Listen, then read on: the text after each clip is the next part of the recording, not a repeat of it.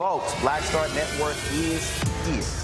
Oh, no punches! I'm real revolutionary right now. Support this man, Black Media. He makes sure that our stories are told. Thank you for being the voice of Black America, Roland. Stay black. I love y'all. All momentum we have now, we have to keep this going. The video looks phenomenal. See, there's a difference between Black Star Network and Black-owned media and something like CNN. You can't be Black-owned media and be scared. It's time to be smart. Bring your eyeballs home. You dig?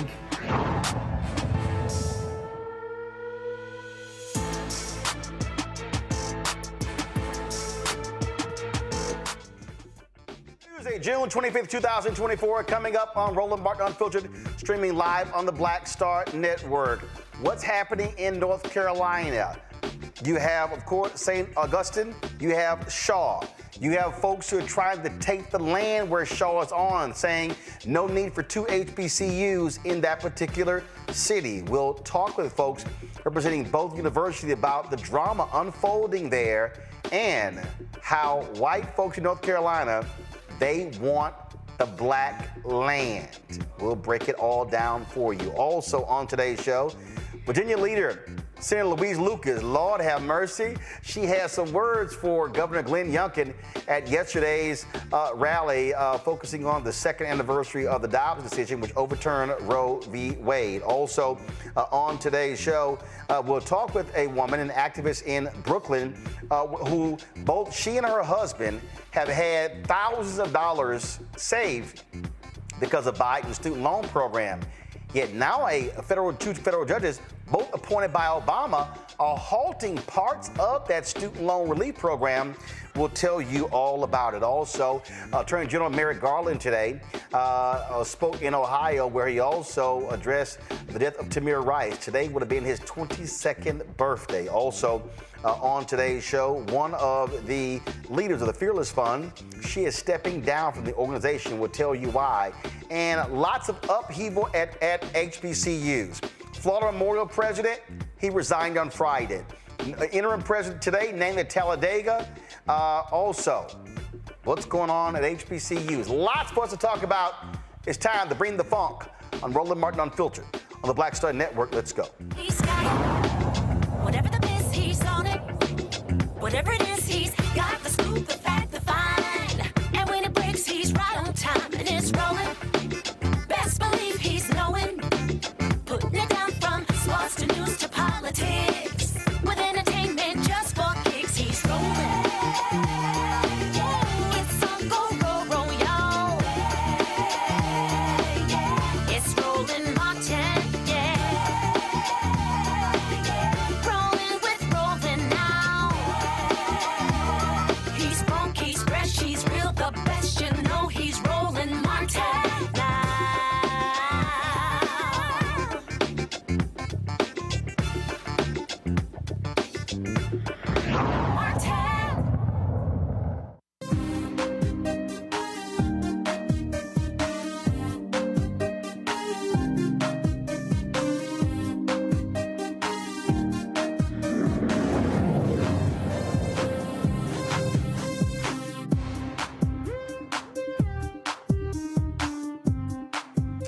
Folks, we know that many of our HBCUs face a tenuous daily struggle trying to keep their doors open while educating mostly African-American students. Well, in Raleigh, North Carolina, you have two HBCUs, Shaw University and St. Augustine's. Now, St. Augustine's recently ran into some serious accreditation issues. They have had some financial issues as well.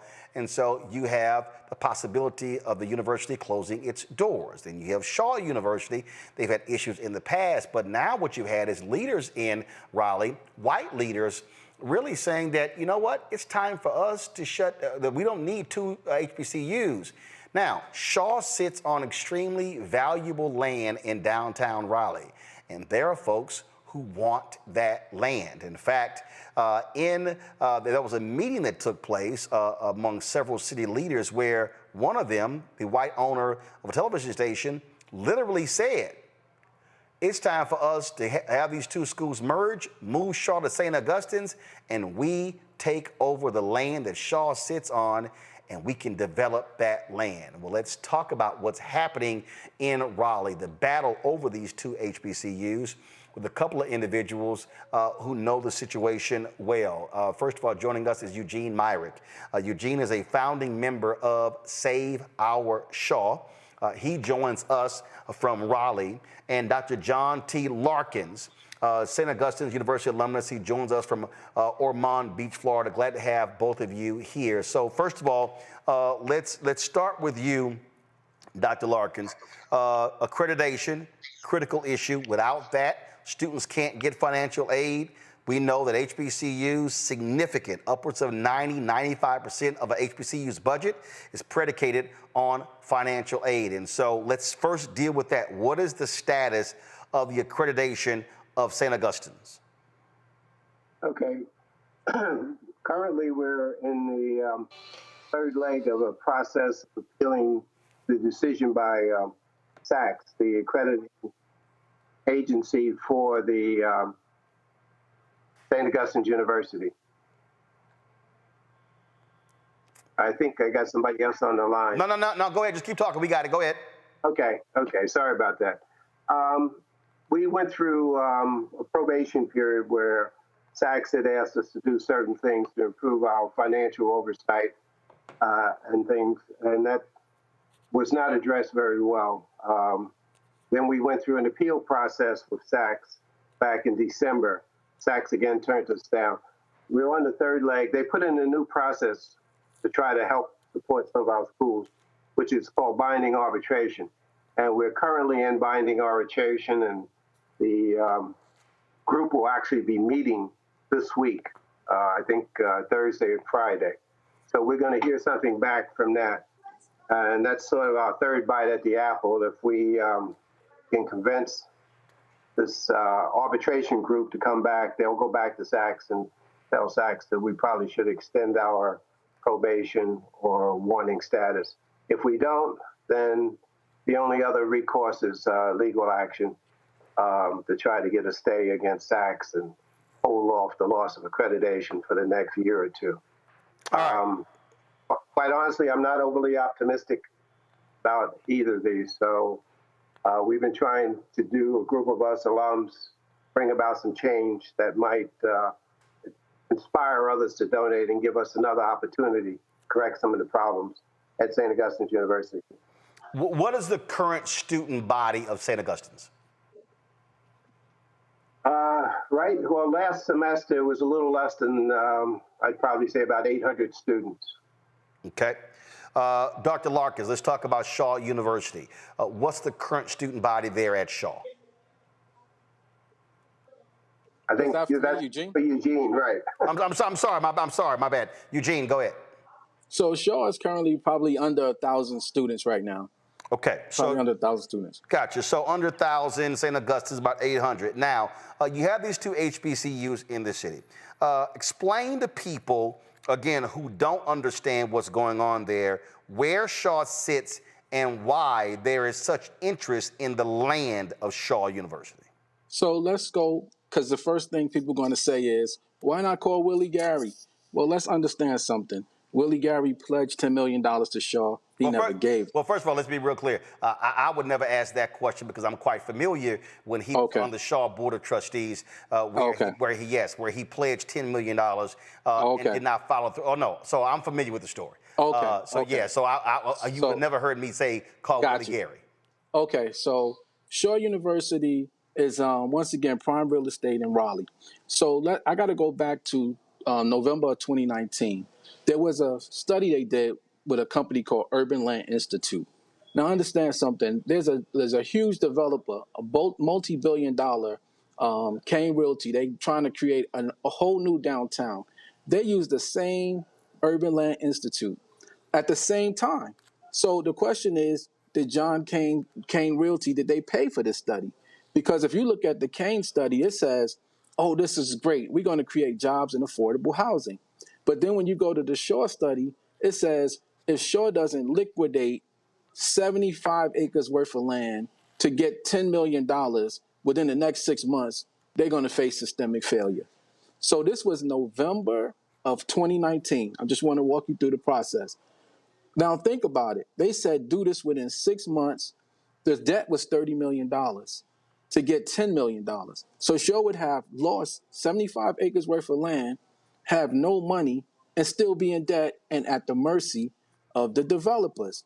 So here's the crazy part. Hold. Before you go forward, again, so when you said, they said you have a deficit, you need to sell this land in a period of time, who's they?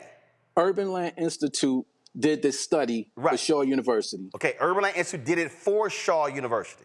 Yes. At the same time, they did a study for the Downtown South development. Gotcha. Now, during the exact same time. Urban Land Institute, are they black-owned? Who are they? No, it's a nonprofit entity, and they are what they say, Urban Land Institute, but they will tell you whatever you want them to tell you. So their mission for Shaw, and they put out a story in the News and Observer, front page, land rich, cash poor. So once again, this happened in 2019, November. One second. So Urban Land Institute was suggesting Shaw needs to sell the land. Yeah, 75 acres. 75 acres. Now, to get Roland, to get $10 million. Gotcha. Now, they didn't suggest that Shaw lease the land. No. See, Shaw can still own the land, and Shaw can lease the land to developers or whatever, but still retain ownership. They're saying sell 75 acres for $10 million.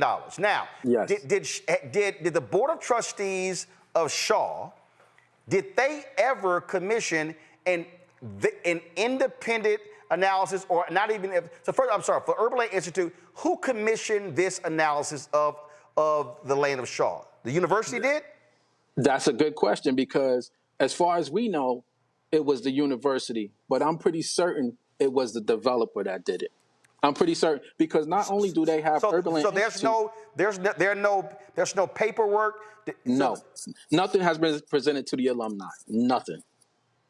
So Nothing. Urban Land Institute does an analysis, and y'all haven't seen any board minutes or whatever that showed that these folks were hired to do this? They gave a presentation of what they found.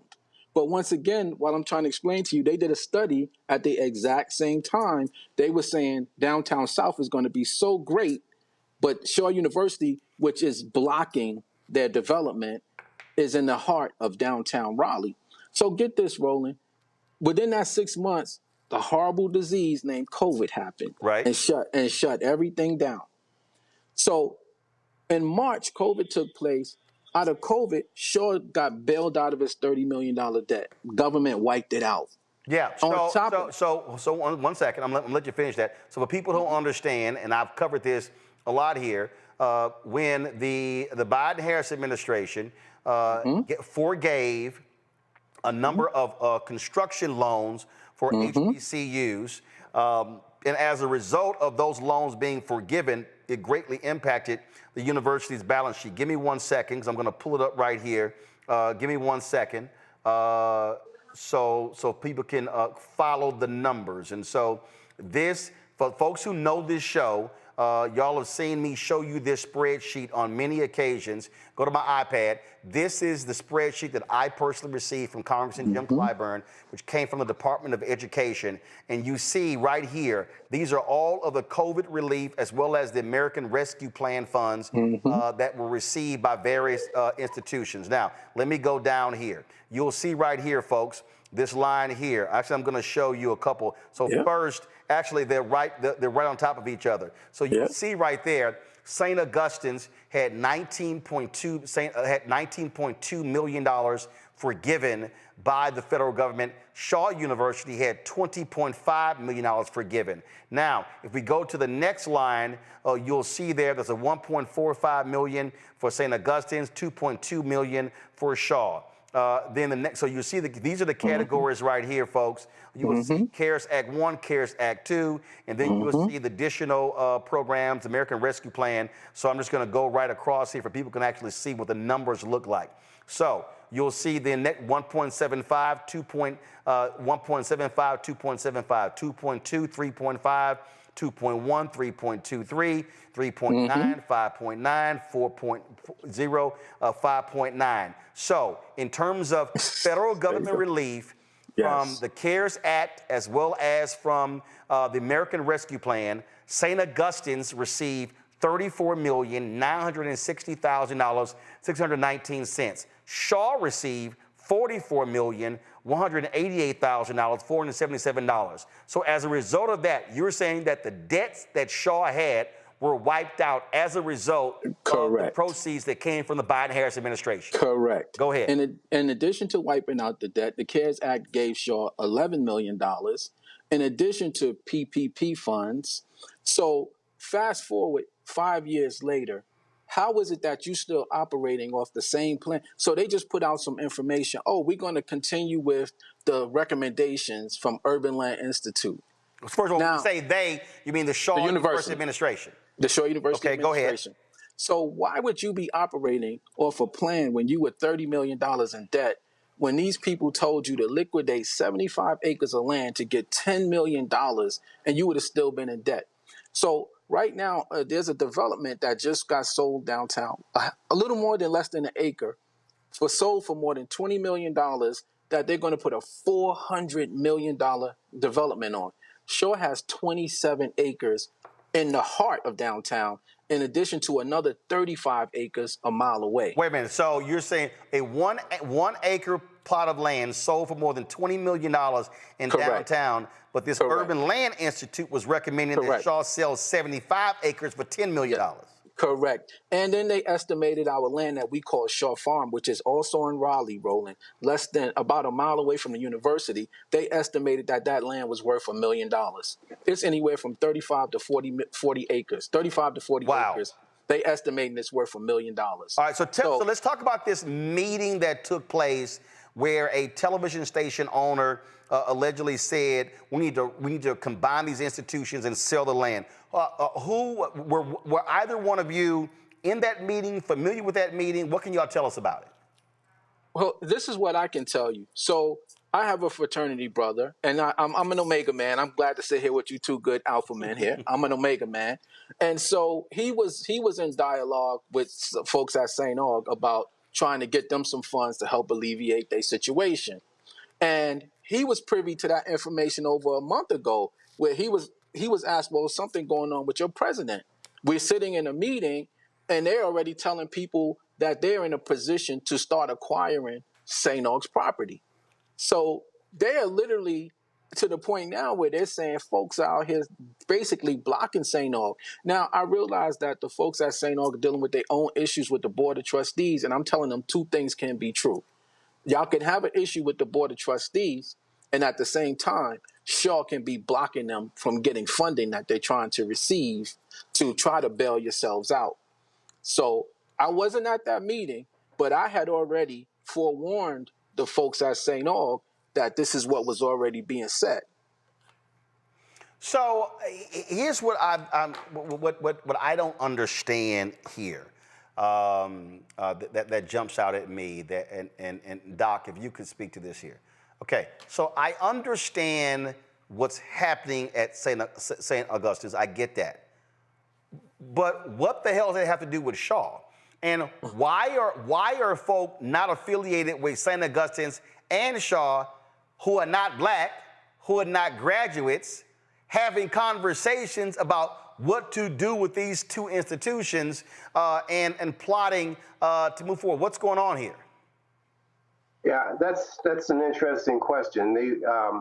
I was not at the meeting either, but I did get feedback from some folks who were there at the meeting, and I think it was a bit of a surprise to our chairman and interim president about the meeting. But I know for a fact also that there have been meetings in the past concerning the land at St. Augustine's University and Shaw University. We have approximately 106 acres for the campus, and we also have some off-site properties, off-campus properties that we own. And the university, unfortunately, has been in such bad financial scrapes that they've been looking at ways to collateralize some of those properties. But when you're in a bad financial situation, people tend to want to take advantage of that. And Roland, I can add to that. I hate to cut you off, but let me add to that. So we have Dr. Dillett, who was brought in at the president of Shaw. One of her first orders of business was she sold WSHA to a private bidder. It didn't go on the market. We have alumni that's worked in New York, LA, Chicago. We have alumni in music. It was sold for $3 million. And so, one second. So again, so I'm familiar with that too. So folks, so that was a radio station in Raleigh that had wide coverage around the city. Yes. Radio properties are extremely valuable. This was not a low power radio station. Owned the tower and everything. And so they sold it for $3 million, and many other analysts said they could have easily gotten anywhere from $10 to $30 million for that radio station. Once again, we have bad leadership that are doing bad business, and we can get into that. So Dr. Dillett, once the radio station was sold, said we're going to be all digital, state of the art, new equipment, new studios. We're going to go online. We didn't do any of that. We currently have a dorm that's been empty for over 5 years. Now think about this. There are students, for whatever, for obvious reasons, that are fleeing St. Aug, but they're going to Central, they're going to Fayetteville State. Shaw is literally right across the street. Why do we still have empty dorms? Well, first Dr. Dillett said nobody knows where Shaw University is. Now, I went to Shaw from 90 to 94. We had over 3,000 students. So nobody knows. Then she said, the dorm is so bad that nobody can live in there. Then she said the dorms are being renovated. So then they went through this whole rezoning process. Roland, I'm going to send you the rezoning so you can see for yourself. Already in the rezone, baked in, is a public street for the city of Raleigh. Also baked in, it says Shaw is going to house 100 students in the third building for 5 years. Is this what they announced as the Shaw U District? Yes. So folks, Elise, go to my iPad. So folks, you'll see this was the press release sent out on May 9th, 2024, where they announced, again, this Shaw U District. This is the website right here where they laid out exactly what it is as well. Go right ahead.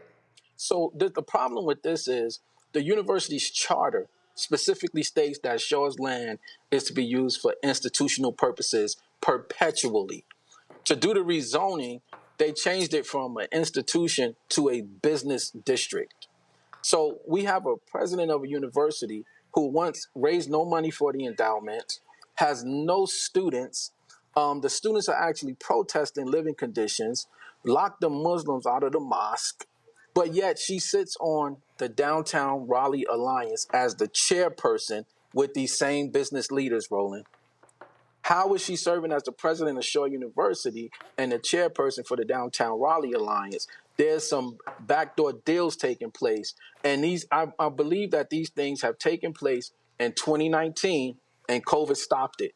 Because it makes no sense to be sitting on $1 billion worth of real estate and to still try to implement the same plan from 5 years ago when you were supposedly land rich and cash poor. Let me go back to the good doctor. And so, all right, so you've got these two HBCUs, lots of drama going on both campuses, when in fact they're not intertwined. And so, not at all. And so first and foremost, from an alumni standpoint at St. Augustine's, let's say you are unable to get SACS to agree to whatever the plan is regarding accreditation. You say the next step is going to be a lawsuit. Is that lawsuit going to come from the alumni of Shaw? Who's going to actually be driving this lawsuit? Yeah. Before I address that, let me just follow up on something Eric said real quickly. Over the years, St. Aug and Shaw have shared resources. When I was at St. Augustine's University, I took classes at Shaw, and when Shaw students also took classes at St. Augustine University. So we have worked collaboratively over the years. And it was possible, if people got their heads together, to figure out a plan to use some of our dormitories to house students from Shaw University. Well, because first of all, let's be clear. Football field. I'll give you a perfect example. I gave the commencement at Wilberforce, and so Wilberforce actually rents or leases, if you will, dormitory space from Central right across the street.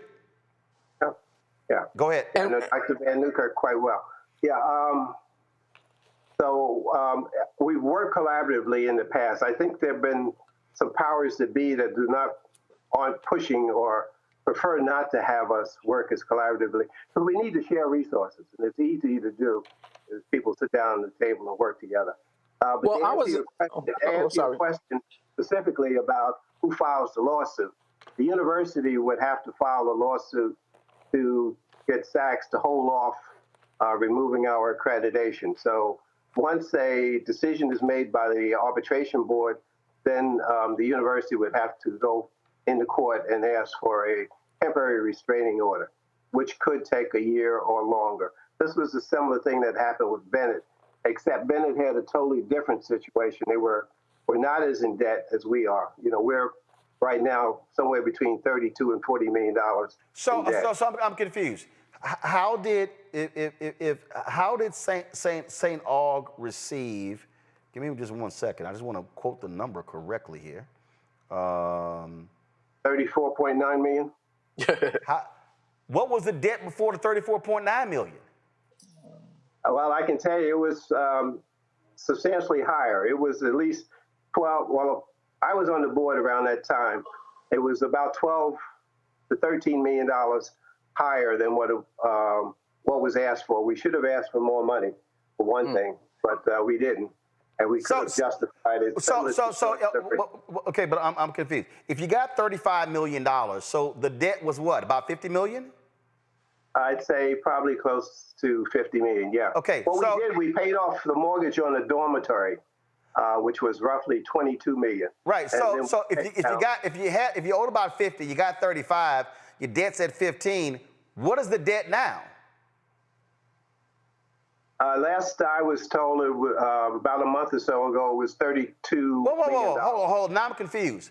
How the hell do you cut again? How the hell do you cut your debt from? You get 35 million. You get a once in 100-year pandemic that saves as a lifeboat. You get 35 million. Your debt gets cut from 50 to 35 down to 15. How in the hell you add $15 more million in debt? Because we didn't receive any money from Title III, Title IV money for the fall of 23 or spring of 24 because the university failed to file audits for the past 2 years. One of the requirements from the Department of Education, in order to get those monies, you need to file good audits for 3 years. Let me add. Hold on 1 second. So somebody in administration didn't do their damn job and file the report, so therefore you didn't get the money? Exactly. Are those folks still employed? No, but it gets worse. We didn't pay the FICA, the payroll taxes, for 3 years on our employees. So the IRS put a $7+ million lien on St. Augustine's University. We owed people $670,000 for audits. We owed $607,000 for legal fees. So, and quite honestly, our employees haven't been paid for the last 2 to 3 months.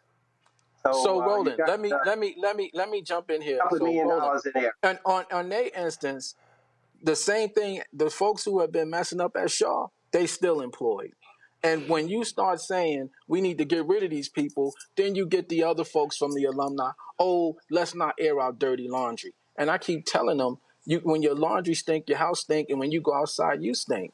Those people who Shaw has had to pay millions of dollars back to the government because of misuse of funds. But the same folks are still there, Roland. But here's what's going on in the city of Raleigh and why it's a problem with Dr. Dillard sitting as the chair of the Downtown Raleigh Alliance. There's a meeting actually this coming Thursday. One of the neighborhoods where black people were told they would live is called the Prince Hall District. And once again, there was redlining in Raleigh. So you have this thing called the Prince Hall District was a historic overlay protection for the black community. Now the city is looking to get rid of that. So when Shaw was rezoned, they took a large portion of their property out of the Prince Hall district. And here's what's going on now. Because I was looking for some office space, so I called a number on a little commercial building, and this 80-year-old black lady answers the phone. And I said, yeah, I'm looking for some office space. And she goes, I would have gave it to you, but I'm under contract with a developer. Oh, wait, I can't talk about it. Call my realtor.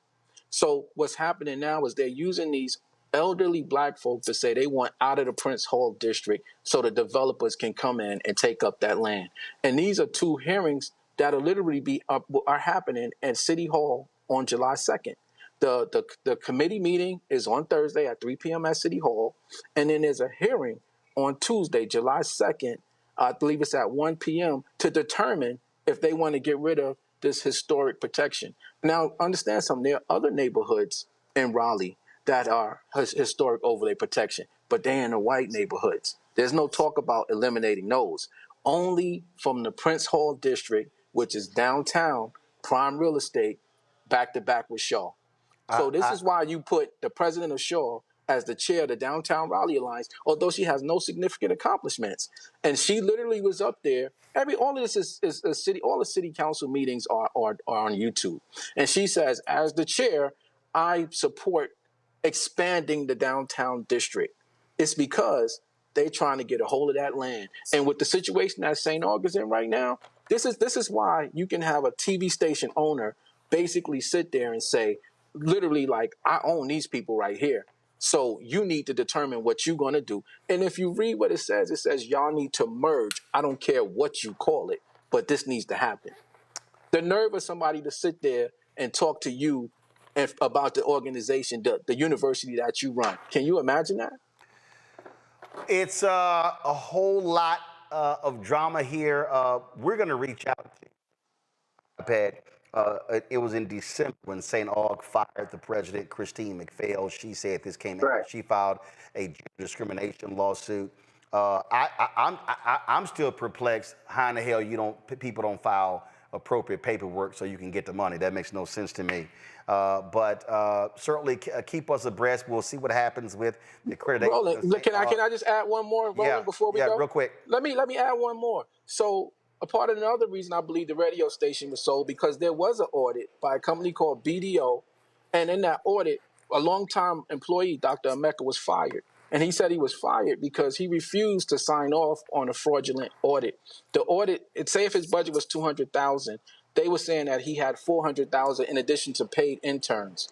And when he refused to sign off on that audit, he was fired. And I believe that radio station was sold to help cover that up. And I say that because all of this is documented lawsuit. Please look out for the email, because I'm going to send you these receipts where you can read it for yourself. He said he refused to sign off on a fraudulent audit. Now, mind you, Shaw was getting matching funds from the Capital Broadcasting Company. So if you only spending $200,000, but you telling them you spending $400,000, and then you have paid interns, where's all this other money going? Where's all this other money going? And I'm saying that to say these people are still in place at Shaw University. So now they're elderly, they're sickly, and we literally had like 3 board members die in the last 5 years. These people are trying to cash out before they check out, Roland, and they don't care what's left behind for the rest of us with these universities. Gentlemen, we will... Can I add one last thing also? We are trying to make a change. We do have a lawsuit. The Save SAU Coalition, which is mainly alums, former SAU employees, students, and parents, to have a change in the board such that we can reconstitute that board and bring some better business acumen to the way the university is run. Gentlemen, I appreciate it. Keep us abreast of what happens next. Thanks a lot. Thank you. We come back. We'll chat with my panel about this and some other developments as well at HBCUs. You're watching Roland Martin Unfiltered right here on the Black Star Network. Hello, my brothers and sisters. This is Bishop William J. Barber II, co-chair of the Poor People's Campaign, a national call for moral revival, and president of Repairs of the Breach. And I'm calling on you to get everybody you know to join us on Saturday, June 29th at 10 o'clock a.m. in Washington, D.C. on Pennsylvania and 3rd for the Mass Poor People's Low-Wage Workers Assembly and Moral March on Washington and to the polls, and the post effort to reach 15 million poor and low-wage infrequent voters who, if they vote, can change the outcome of our politics in this country. Our goal is to center the desires and the political policy agenda of poor and low-wage persons, along with moral religious leaders and advocates. Too often, poor and low-wage people are not talked about, even though in this country today there are 135 million poor and low-wage persons. There's not a state in this country now where poor and low-wage persons do not make up at least 30% of the electorate. It is time that the issues of poor and low-wage people be at the center of our politics. Living wages, health care, things that matter in the everyday lives. We will no longer allow poverty to be the fourth leading cause of death in this country. We must let our voices be heard. Join us. Go to our website, www.poorpeoplescampaign.org. RSVP. Get others to come. Get a bus. Get a van. Get on the train. Come and let our voices be heard and our votes be felt. Lift from the bottom so that everybody rises.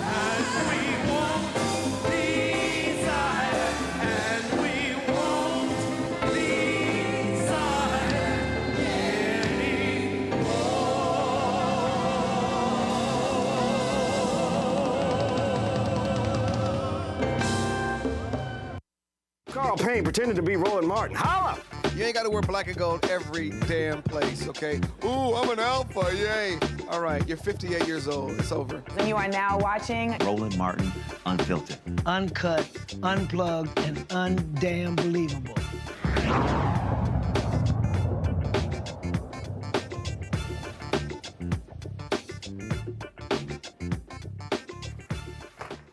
All right, so my panel, Dr. Mustafa Santiago Ali, former senior advisor for environmental justice at the EPA, joining us out of Washington, D.C. Randy Bryant, DEI disruptor, also out of D.C. Joe Richardson, civil rights attorney, joining us out of L.A. Glad to have all three of you here. I will start with the Tuskegee graduate, Randy. There are about 107 HBCUs, Randy. I have personally been to 58 of them. I think I've done 21 or 22 commencements, 19 of them at HBCUs.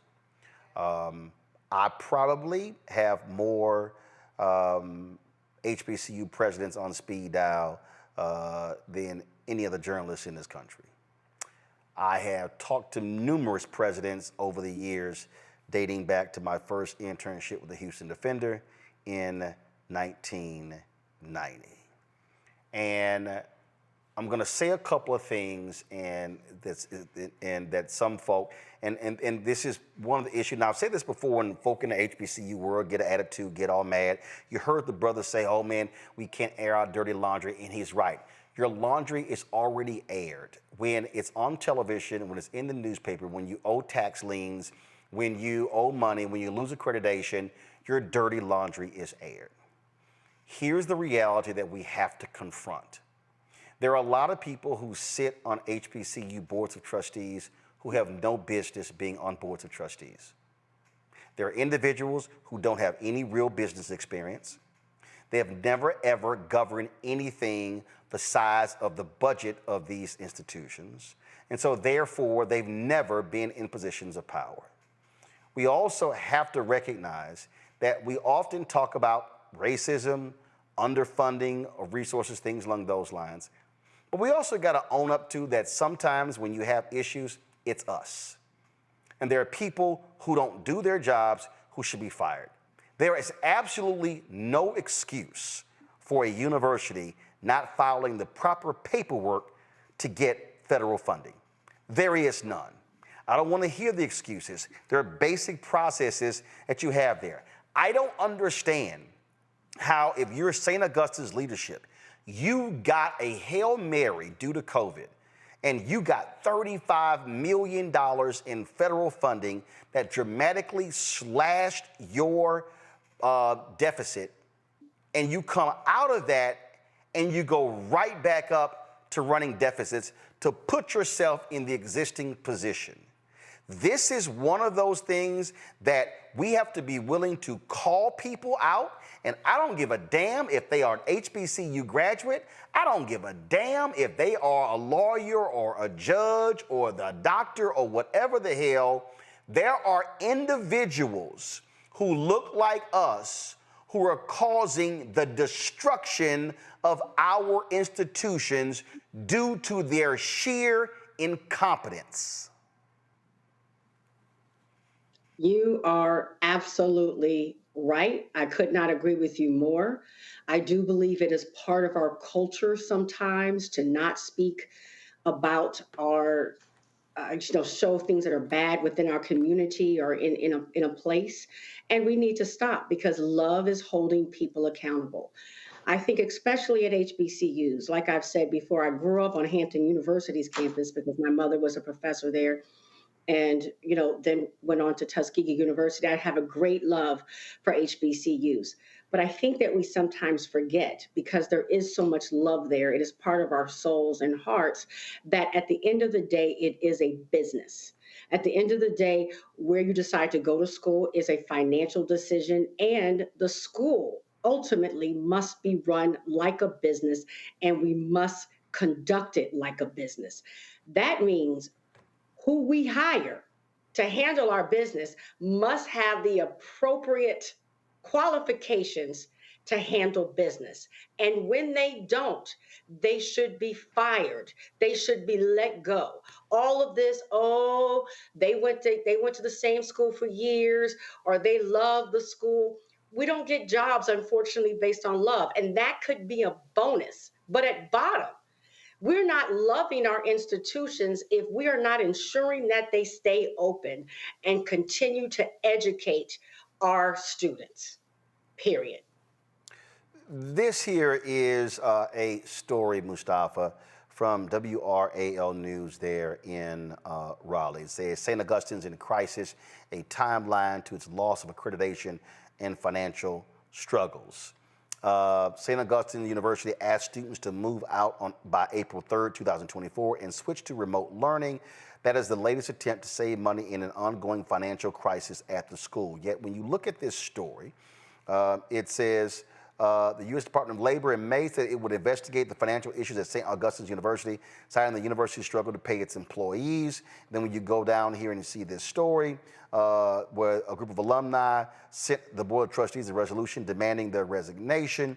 It goes in here that they were put on probation in December 2022 by SACS by failing to comply with accreditation requirements regarding finances, governing board characteristics, and federal and state responsibilities. Then it goes on here in where you have Board Chair James Perry saying the university is going to fight the decision. And then it goes on and on and on, where it talks about in this story where, it says in 2014, the school was scrutinized for losing $3 million in tuition revenue due to falling enrollment at the time. A contractor also filed a lien against the school for over $675,000 owed for work on the school's football stadium. The lien since has been settled. They regained the accreditation in 2018. They saw financial stability. Then all of a sudden, again, July 2023, a contractor filed a $15,000 lien for unpaid work in the university's chapel. Wellfleet Insurance said the university owed almost $430,000 for deductibles on student health insurance plans. In October 2023, St. Augustine took out a $7 million line of credit. In October 2023, North Carolina Division of Employment Security issued notice of delinquency. 2023, another lien against the university. Then, of course, the IRS lien for unpaid taxes dating back to the end of 2020. Now, I go back to this here. Now you look right here, where you had the lien taken out in October 2023. I'm sorry, the COVID money came in 2021, 2022, 2023. How in the hell do you get a $35 million Hail Mary from the federal government, and you still can't handle your damn money. That means whoever was in charge of the administration, whoever was in charge of the board of trustees, all of they sorry asses got to go. Well, it definitely goes down to management. That's one part. There's a whole lot here to unpack. But if you want to have a thriving organization, whether it's an academic institution or any other form, you've got to have strong management and accountability. So, yes, individuals who are part of this, who, if they're still there, folks need to take a strong look at them and make some decisions if they have the skills that are necessary to lead, a premier organization. And many of our HBCUs are premier. There's just different needs that have existed inside of that space. We see examples of institutions, our institutions, that have went through both financial and other types of challenges who have been able to come back. Morris Brown is one example down at the AU Center, which has been able to navigate these types of challenging situations.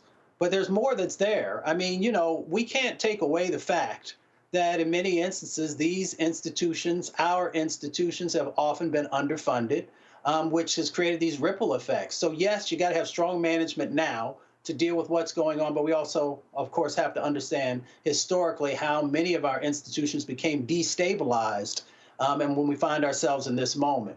I mean, there's a deeper conversation about some of these dynamics that are going on in relationship to people trying to take the land. And if you look at the history of North Carolina, that's not so unusual when it comes to Black communities and Black organizations. But we're focused right now on how do we help this institution to heal, and how do we make sure that they have what's necessary to move forward. Now, the last point that I'll make is that the board, they have a huge amount of responsibility. I sit on 11 boards, and a part of that is financial oversight. So if you're not doing your job in that respective space, then you also need to look of getting individuals who either have those skills or who are willing to do the hard work and make the hard decisions. The thing that jumps out at me on here, Joe, is again, when I look at St. Augustine's situation, I mean, it takes a lot to lose your accreditation. Like, you gotta really, really, really screw up consistently over a period of years to lose your accreditation. That is the one thing no institution can ever jeopardize. Why?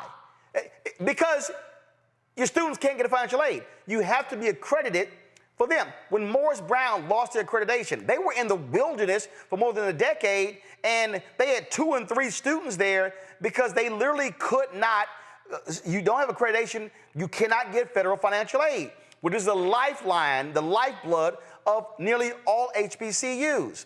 So you got that.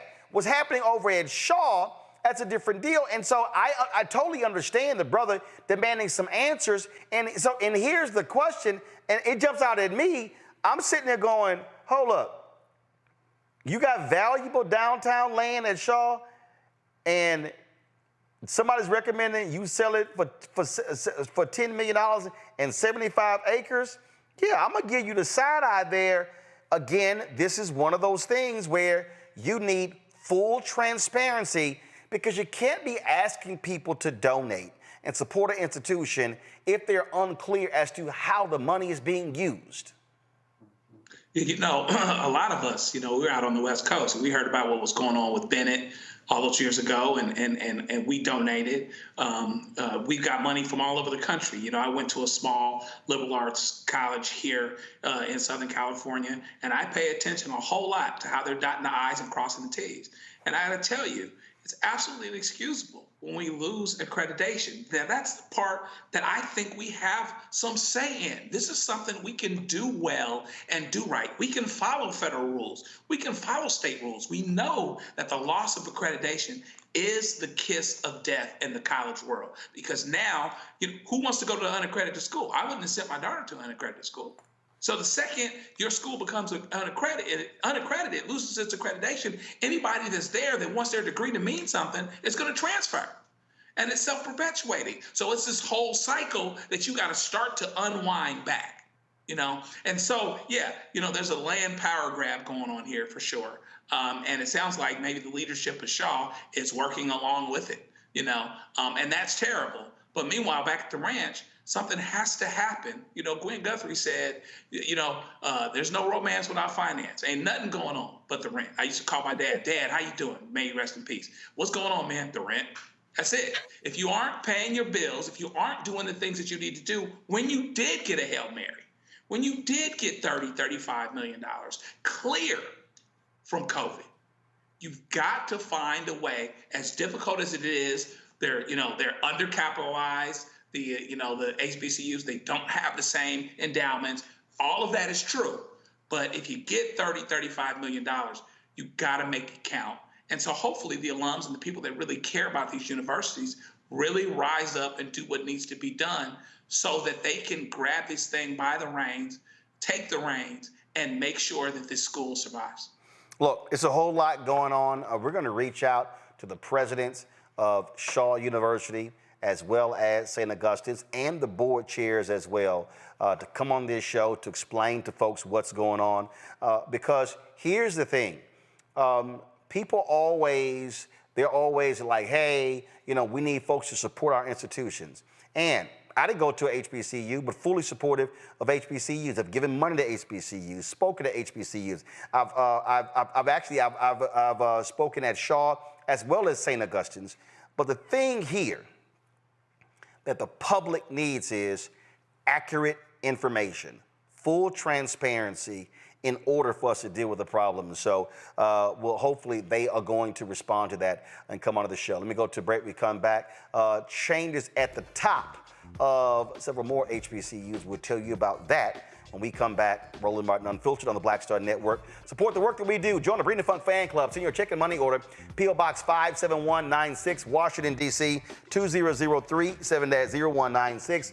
And just in case some of y'all out there, y'all may be thinking, man, don't be sending that. Y'all, I went to the post office today. This literally all the checks I picked up. So I got a lot of work. I got to open up all these envelopes, sign each one of these checks, and deposit them. So y'all, people actually do, these look like, y'all think I'm lying. I went to the post office today, and these are all the checks and money orders right here. So again, send your check and money order to P.O. Box 571. Look, it's all green. 57196, Washington, D.C. 2003 7-0196. Cash App is $RM Unfiltered. PayPal are Martin Unfiltered. Venmo is RM Unfiltered. Zelle, Roland at RolandSMartin.com. Roland at RolandMartinUnfiltered.com. Of course, get the Black Star Network app, Apple phone, Android phone, Apple TV, Android TV, Roku, Amazon Fire TV, Xbox One, Samsung Smart TV. We'll be right back. On A Balanced Life, it takes a village to raise a child, and truer words have never been spoken. If you're raising a child, you know that it's a blessed challenge like no other. Even more so if your child has a disability. We'll talk to parents and our expert panelists about the best way forward for your child to help you maintain your own sanity on A Balanced Life with Dr. Jackie on Black Star Network.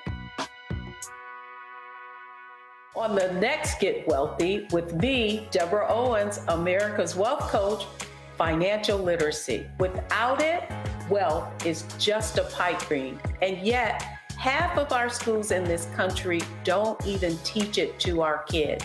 You're going to hear from a woman who's determined to change all that, not only here, but around the world. World of Money is the leading provider of immersive financial education for children ages 7 to 18. We provide 120 online and classroom hours of financial education. That's right here on Get Wealthy on Black Star Network. Hello, I'm Paula J. Parker. Truly proud on the Proud Family, Louder and Prouder on Disney+. And you're watching Roland Martin Unfiltered.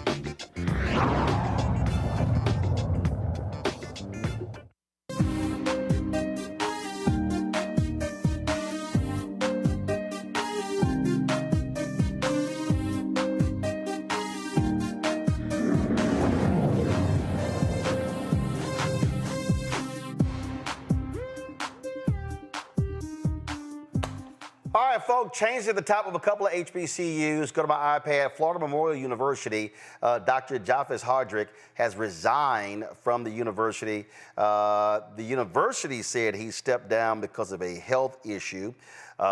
He is going to stay as president. William McCormick is going to be the interim president until the Board of Trustees fills that role. Hardrick actually was doing quite well there. He actually signed a new 5-year contract in 2022. Now he is leaving 2 years inside of that particular contract. And so the Florida Memorial president is stepping down. Dr. Walter Kimbrough, we had him on the show about a week ago. Of course, he was the former president, Philander Smith, as well as Dillard University. Then he did some work at Morehouse. He's now the interim president at Talladega College in Alabama. Dr. Kimbrough is stepping into that job after Dr. Gregory Vincent left after only a couple of years at the helm there as well. And so now Talladega has a new university president. And Dillard University, let me pull up here, their president has also resigned. Dr. Rochelle Ford, she has stepped down after only a couple of years as president. According to this story here, that it says here, she is stepping down as president to focus on her health and family. She had only been the university's 8th president for 2 years. She succeeded Dr. Walter Kimbrough, of course, who was the president there for a decade. That is the shortest tenure of a Dillard University president. One of the things that we've seen in the HBCU world is what happens at a lot of these institutions in terms of a lot of change in leadership. Michael Sorrell, give me 1 second, I'm gonna pull this up. Michael Sorrell, who is the president at Paul Quinn, he actually was tweeting about this just the other day. He was talking about some of the issues that actually take place and what people have to expect when it comes to a lot of HBCU campuses, what you must be prepared to do. This is what he said. I read a series of tweets about the turnover of HBCU presidents. The fact this isn't a new issue. Our jobs are hard and they aren't going to get easier. The resilience needed to operate in this space as a leader must be met with an equal resilience by all the stakeholders. He says, but that is rare. Typically, the folks who make it to the seat are people who have track records of academic success. It turns out that academic success isn't really what's needed to persist in these roles. To me, one needs to have the ability to understand failure and what it feels like to stand alone. At under-resourced institutions, failure lurks around every corner. Because of it, we learn to distinguish between difficult, unlikely, and impossible, a very valuable skill. None of this is meant to belittle the well-established reasons that cause turnover. These are hard jobs and often with unrealistic expectations. Many of the jobs are made worse by poor fits and a lack of a supportive infrastructure. Peer support is so important for a lasting tenure. I'm forever grateful for my crew of brother and sister presidents who provide safe harbor and so much more. Mustafa, I want to start with you. The thing here is, and let's be real clear. Have I ever worked at HBCU? No. Have I ever desired to work at any college? Absolutely not. I was an adjunct professor for a couple of years, University of Texas at Arlington. But I do liken dealing with an HBCU to running black newspapers. And that is, one, when you come into a black-owned media institution, you have to, one, understand the culture, understand the history, understand the reality of being under-resourced. But then you also have to come with a sense of reality of how do you now rebuild and reconstruct. A lot of times, and I'll be very clear, and I've seen this in both instances, individuals who come from mainstream media outlets, who come from PWIs into the HBCU culture, it's culture shock because they are expecting all these other different things. Well, if you don't come in and do the real analysis, then you're gonna have a serious problem. The other thing is that you also have to come in, to a point that Randy said earlier, you have to come in not as an academic person, you gotta be a business person. You have to understand the reality of what you're walking into. And I dare say, and I reached out to the president, Florida Memorial, who's a brother, who's an alpha brother. I have not reached out to Rochelle at Dillard. But I'm telling you right now, when you serve a couple of years as president into your tenure, and you leave before that 4 or 5 years, that was an underlying problem. But you see, Michael Sorrell said it. You also may not have a good fit. This is why it's incumbent upon having real folks on your boards know what you're looking for in leadership to pick the right person to lead an institution in the future. Great insights, and I enjoy listening to the things that they share. You know, it's always interesting. I've known a few of the HBCU presidents. I've watched them over the years. You know, it's a job almost like the president of the United States, where you see someone come in, and if you see them 3 or 4 years later, you can see the enormity of the pressure that was placed on them. And to be effective in those positions, not only do you have to have great business acumen, you got to be able to also raise money. You have to be a cheerleader. You have to be a forensic accountant. You have to also, in many instances, be a counselor and a social worker and a number of other things that often are required in those positions. It shouldn't be that way, but it is. So, as you said, you got to have that team that's around you to be able to have real talk about the sets of challenges that are there. And of course, if you're somebody who is serious about moving into that position, you've already done your research before to know where the strengths are in the organization and where the gaps are, and hopefully have a somewhat of a strategic plan about how you want to move forward. I mean, it is a position that is not for everybody, but for those who can navigate it. I mean, the positives that come out of there, of all the lives that you can touch, both in the community where your footprint is and those students, is something that's immeasurable. But it's not made for everybody. And one of the things that happens that is quite unfortunate, Randy, is that when you have this level of turnover, a new president after 2 years or 3 years, and this thing consistent, you have instability among an organization because you've got staff coming in and out, you've got new vision, you got a whole new vision, throwing the old vision out. And so in order to build a lasting institution, you've got to have stability in leadership. There absolutely has to be consistency and stability in leadership and, a support system. I think that's oftentimes the problem is when somebody new steps in, it's not like it is with the president of the United States. You oftentimes are with the old administration, and the old administration oftentimes can be slow to jump on board or to accept and embrace change. And so while you're already facing the financial upheavals, what we have to do as a Black institution in this country, when you're not getting the support from the people that you really need, that's an absolute problem as well. So I believe that we need to, as a whole, HBCUs as a collective need to talk about why our turnover is so high. What can we do better to support our leaders? Because we need them and we need for them to stay. And at the end of the day, Joe, it comes down to when you have instability, you are impacting the folks who are most important, students. Yeah, absolutely. And so what we're hoping for is that there can be a bottom-up approach where students and alums have concerns where their voices are heard, where they're always active and at the table. That's going to be really important. Then, when you have a president, there are regimes, just like with anything else, just like with any other tribal type of thing, tribe or group or whatever else. And so when one president is gone, the things that are left over from that person's regime often end up getting resistance or resisting to the new president, right? And so that's why you really need an active alum contingent, because an active alum contingent that really is thinking about the larger interests of the university, not using the university or using the board as a personal plaything or whatever else, that gives you the best opportunity that the right thing will always be done, and that when you do the wrong thing, you make the change. So understanding the culture, dictating the culture, making the changes that need to be brought so that you're not setting up a precedent for failure. Often often, even a successful president, like for instance, Dr. Kimbrough comes in for 10 years, somebody comes in afterward. There's resistance because there's someone new.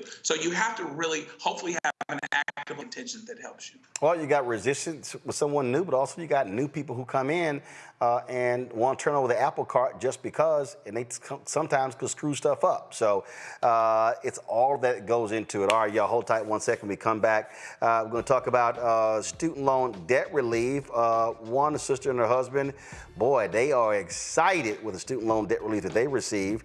But also, you have two Obama-appointed judges who are putting a halt to some of President Biden's one of his student loan debt relief plans. We're going to talk about that next, right here on Roland Martin Unfiltered on the Black Star Network.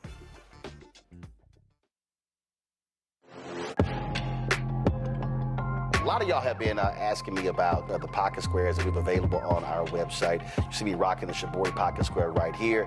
It's all about looking different. Now look, summertime is coming up. Y'all know, I keep trying to tell fellas, change your look, please. You can't wear athletic shoes every damn wear. So if you're putting on linen suits, if you're putting on some summer suits, have a whole different look. The reason I like this particular pocket square, the Shibori, is because it's sort of like a flower and looks pretty cool here versus the traditional boring silk pocket squares.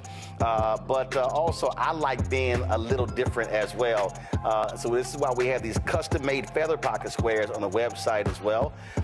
My sister actually designed these after a few years ago. I was in this battle with Steve Harvey at Essence, and I saw this at a St. Jude fundraiser. I saw this feather pocket square, and I said, well, I got some ideas. So I hit her, and she sent me about 30 different ones.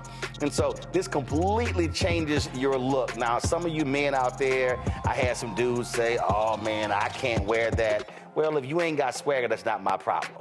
But if you're looking for something different to spruce up your look, fellas, ladies, if y'all looking to get your man a good gift, I've run into brothers all across the country with the feather pocket squares saying, see, check mine out. And so it's always good to see them. And so this is what you do. Go to RolandSmartin.com/pocket squares. You can order Shibori pocket squares or the custom-made pocket squares. Now, for the Shiboris, we're out of a lot of the different colors, and I think we're down to about 200 or 300. So you want to get your order in as soon as you can, because here's what happened. I got these several years ago, and the Japanese company signed a deal with another company, and I bought them before they signed that deal, and so I can't get access to any more from the company in Japan that makes them. And so get yours now. So come summertime, when I see y'all at Essence, y'all could be looking fly with the Shibori pocket square or the custom-made pocket square. Again, RolandSmartin.com/pocket squares. Go there now.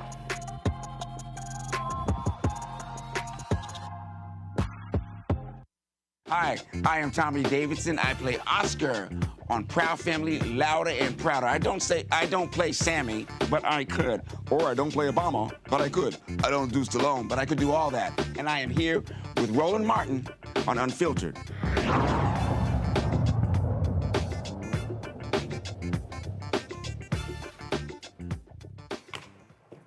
All right, folks, the Biden administration will appeal two court orders blocking key parts of its student loan repayment plan. Two federal judges in Kansas and Missouri, both appointed by President Obama, have temporarily halted the U.S. Department of Education from implementing major provisions of the Saving on a Valuable Education plan, or called SAVE. Now, until the cases are settled, the Biden administration cannot forgive any more debt under the new income-driven repayment plan or further reduce borrowers' payments in July as scheduled. More than 8 million loan borrowers have enrolled in SAVE since the Biden administration launched it in 2023. The Education Department has already canceled $5.5 billion of debt for 414,000 borrowers. This, of course, is a huge, huge issue that we have seen across the country. A lot of people have been talking about this, including one of my next guests. She posted this tweet just the other day. When you talk about, because I love when we talk about these stories and people are always like, okay, I don't know nobody who has student loan debt relief. Come on, y'all, pull the graphic up. This is a tweet that L. Joy Williams posted. Give me 1 second. Y'all don't have it? All right, fine, let me find it. Let's see here. It was pretty funny because she tweeted that she said she was sitting there at the table paying bills, and all of a sudden got the word about that student loans that the student loans for her and her husband were forgiven. And here we go right here. Come on my iPad. Sitting on the couch paying household bills, and both me and my husband's student loans have been forgiven. That, of course, is always welcome news. We've talked about this from a lot of different people when they've had these issues with the student loans. And so she posted that, and I said, well, then, of course, then Eldra posted, if you also find out your student loans have been forgiven, congratulations to you, too. There are multiple student loan forgiveness programs. If you haven't yet, you should apply. If you get denied, apply again and try a different program. She joins us right now. I'm glad to have Joy here, along with Jared Bass, the Senior Director of Higher Education Policy, the Center for American Progress. Glad to have both of you. Joy, how much money are we talking about? Man, listen, I haven't calculated the total amount, but I mean, close to, we were paying $800, $900 a month combined in paying back student loans. And that is going to have a real impact on our day-to-day, on our household, on our bills. And as I said in the tweet, I was sitting about to pay mine, right, to log in, to pay in the bills, and was like, why is this zeroed out? What is happening? And so I'm looking through the account. So you hadn't gotten one of those letters saying, hey, your debt has been forgiven? I probably did. It's just in the stack of mail that's on the... Joy, you got to check your mail. It's probably in the stack of mail. So it's just stacked up, and I'm going through and looking through, and I was like, everything seems to be zeroed out. And then my husband was like, yeah, mine is zeroed out too. I think we got, the loans are forgiven. And I had applied particularly for my husband. My husband is a public school teacher. He went to school specifically because of the public service loan program, went and got his master's, went all the way through. And I was applying mainly for him because he had documented, obviously, being a public school teacher here in New York City.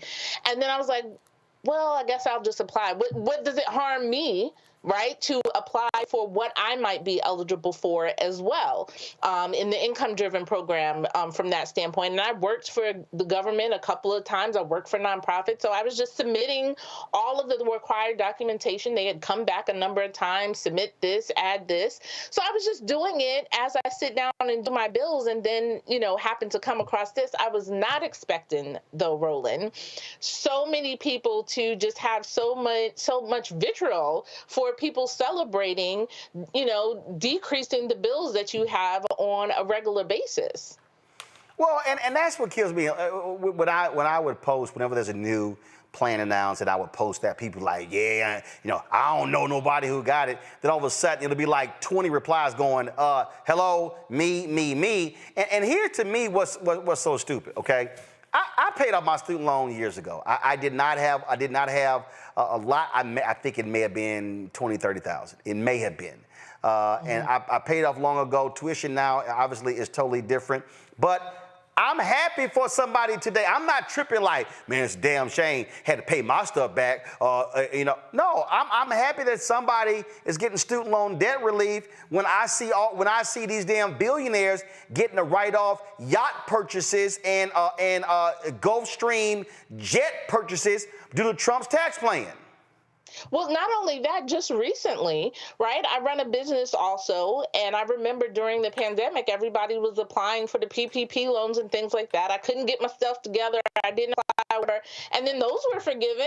My only thing, I was like, dang, I should have applied for that, right? Like I would have been able, to right the ship on one of the things. So it's not a situation of hating from outside the club. It's being able to celebrate the fact that people are able to take advantage of these programs. And the other thing, the other undercurrent, which I think is also a lot of bots, right? Where people are talking about, oh, this is Biden buying votes, right? As if he he's and choosing by name who he is forgiving loans for, or that is somehow reparations to Black people, right? To that only Black people are eligible, and not that this is a program that if you meet the requirements and you apply, you also can enjoy. And so I hope that there are not people that are so, staunchly opposed that you're just going to continue paying that student loan debt instead of applying for a program that you and your family may qualify for. But you also had to make clear, stop running your damn mouth and sit your ass down and apply. See, that's the other thing. You had to post a tweet saying, okay, you got to apply. You got to do some work. It ain't going to happen just because. Right. And I think that's a lot of the misinformation too. And, all the time, Roland, we see the amount of misinformation and disinformation, particularly that circulates on social media. And to see so many people saying, I keep checking mine, I'm like, but did you submit an application? Did you submit something? Like if you keep checking your mailbox, but you didn't send nothing off, right? Like you're never going to get an opportunity to experience that. And so the more that we can communicate to people, hey, there's more than one program that you can apply for, to be able to say you can do it based upon your income. Go to the page and just complete everything that you may qualify for and follow up on it so that you can get the reduction as well. Jared, I'm looking at here. There's a brother named Aaron Brown on our YouTube chat. He says, my student loans were forgiven. When I got the email, I thought it was spam. A total of $200,000 of loans and interest was forgiven. What a lot of these conservatives and Republicans are complaining about when they're sitting here going, oh, the taxpayers are having to foot the bill. If they actually look at the program, a lot of this is interest. Explain that to the folk who don't understand what's going on. Yeah, so under some of these plans, they basically will base your student loan payment based on the amount that you make per year, but sometimes that doesn't actually cover the full costs of your loan. So some of it's going towards interest, and most of your payment is actually going toward interest and isn't even hitting the principal. So all of that just keeps, getting capitalized and what we call amortized. So that's not free. Let me be real clear. That's not free money people are getting. When you cancel interest, that's not like we gave you $150,000 and so therefore, we're canceling, we're giving you free money. That's interest. That's money that's not actual money. Yeah, so it's basically they charge you for taking out money to better yourself, and then they tax you after you get the job to be able to, live your life. So basically, it's the charge that you get just for trying to get opportunity, trying to better yourself. And so for a lot of people, they see the amount that they borrow or the borrowed will continue to grow, so they end up owing more than they originally took out. And this is especially true for Black borrowers and borrowers of colors. Some 12 years after they enter repayment, they actually see that they will owe more than they originally took out on their loans. When we look at these programs, and for people who don't understand government, and they need to understand this, when Trump was in the Oval Office, you've never heard me call him President Trump. I wouldn't even call him that to his face. Hell, I wouldn't even call him Mr. Trump. All I said was hi. When we talk about programs, when he instituted his tariffs program, which, by the way, American taxpayers paid for. When you impose tariffs, China don't pay that. Consumers in the United States pay for it.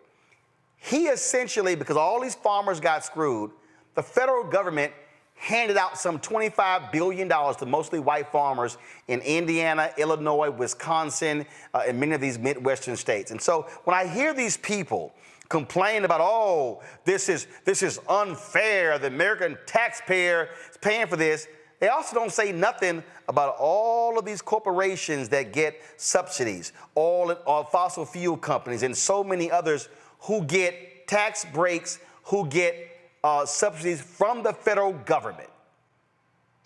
I mean, not only that, but the thing is, student loan borrowers are taxpayers, and I think we forget that as part of the equation. Like, somehow they don't pay taxes, they're not part of the system. They do. They pay taxes. They're part of the system. So, it's not just like we're taking one benefit from one group of people and giving it to the other. Like, this is for everybody. Like, I want my doctor to not have to worry about student loan debt when I'm in the examination room. I want our teachers not to have to worry about their finances when they're up in front of the classroom teaching my kids. So I'm invested in this because I'm invested in my community and making sure it runs well. And so if we want our communities to run well, whether that be at the local level, the state level, and yes, of course, the federal level, then that means that, we need to pitch in. We need to have programs that support, public school teachers, like, our other guests here talked about. We need to make sure it's supporting firefighters, that's supporting our veterans. Like, that's who this money is going towards.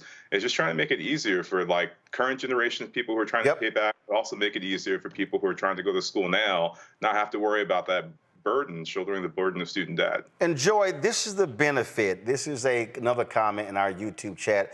Alexandra Jackson, my loans, she says, Roland, my loans of $152,000 were forgiven. $25,000 was interest. My loans were forgiven in May 2023, which allowed for me to purchase my first home in July of 2023. That's what we're, so when these people are complaining about, these freeloaders and they're paying for your art degree or your French philosophy degree, no. The people who are having loans forgiven, many of them are public servants. Many of them are people who are not out there, who are not trust fund babies, who are not sitting here making millions on Wall Street, regular, ordinary people, as Jared said, who are still paying taxes, who now, as in this case, she's now a homeowner. Yeah.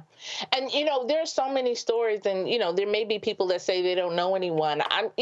Around me, there are so many stories. My husband tells a story of one of his former co-teachers who had applied several times to the public service forgiveness program, including my husband. My husband had applied many times before, but got denied. And with the refocus of the administration of fixing some of the problem of this program that existed before, and nobody was crying about it before, by the way, but that fixed it. We were afforded the opportunity for him to submit it and finally, receive the forgiveness. His co-teacher, not only a teacher, but worked in the Air Force, right? So, like, these programs were set up previously. It's not like just Biden created them all himself. And people are able to apply and then do more. People are not taking the money that they would ordinarily pay to student loan interest, as you mentioned, and as your guest mentioned previously. Now they can invest it in different parts for their home, to buy a home, in their children, right? To be able to do more. So people telling me, are you going to pay for future children? Sure am, because I got 4 foster kids, one of which who's going to college in 2 years. So I'm going to have to pay something into a program in between scholarships, or maybe take out a parent loan or something to be able to send her to school and the other children that we're raising in this household. And so people have this mindset that they believe the people that they are investing in are all freeloaders, right? And we have the same attitude, or people have the same attitude when we get to public benefits for people who may need support, whether it's SNAP benefits or anything like that. They have this negative image of who this person are. Meanwhile, we have the facts of who other people are who are not paying their fair share, right? Who are, whether they're corporate paying their fair share in taxes, whether it's wealthy people, the 1%, right, who don't pay their fair share in taxes. We have the facts of who they are and how they are, dodging paying their fair share. Meanwhile, we would prefer to demonize the parent, the teacher, the Air Force veteran, or any of them because they receive public benefits or forgiveness of interest of their loans in order to further the support for their family. Really what this is about, Jared, let's be real clear when we talk about Republican and Democrats battling over this. This is about Republicans and conservatives trying to appeal to their non-college educated voters, saying, see, those elites over there, they're getting your money. No one is forgiving your money. That's what they're doing. But of course, one of the things they leave out is that many of those folks who support conservatives, who support Republicans, live in some broke-ass states where they get money from blue states that pay for their government. But it's amazing how they conveniently overlook those details. I mean, not only that, but like the people who, like, if you go to college and you don't get the degree, you still have student debt if you take out loans. You got to pay those back. And that actually puts you in a worse off position. So we're actually talking about some of those people in those communities who are disadvantaged. Maybe they didn't have a good time or didn't get the education that they needed, and they still have to pay back student loans. So it's not just that, like, if you have the degree, you pay it back. No, even if you don't have the degree. And Vice President Kamala Harris, when she spoke in Detroit as well as in Charlotte and in Atlanta on her economic empowerment tour, she said remind people that even if you didn't graduate, you can also apply for these programs to have your student loans also forgiven. And so people out there watching and listening need to understand that as well. Go ahead. Yeah, and so the other point about this too is that, like, and I think we've highlighted this and mentioned it. This isn't just a Biden policy, right? So the public service loan forgiveness program, income-driven repayment programs, they've been around for a while. Income-driven repayment plans, in particular, have been around for over 30 years.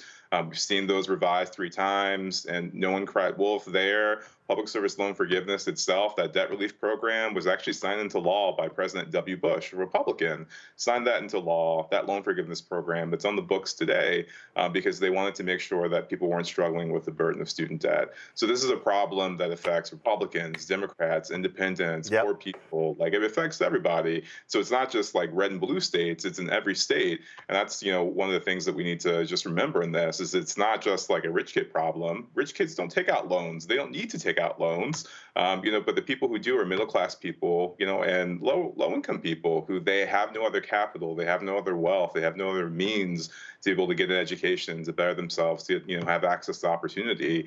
And when we do stuff like we're seeing now with the courts and taking away these relief programs, we're hurting generations of people. We're hurting this generation. We're hurting future generations of people, because people are going to question why even go to college if we don't provide the relief for them to do so.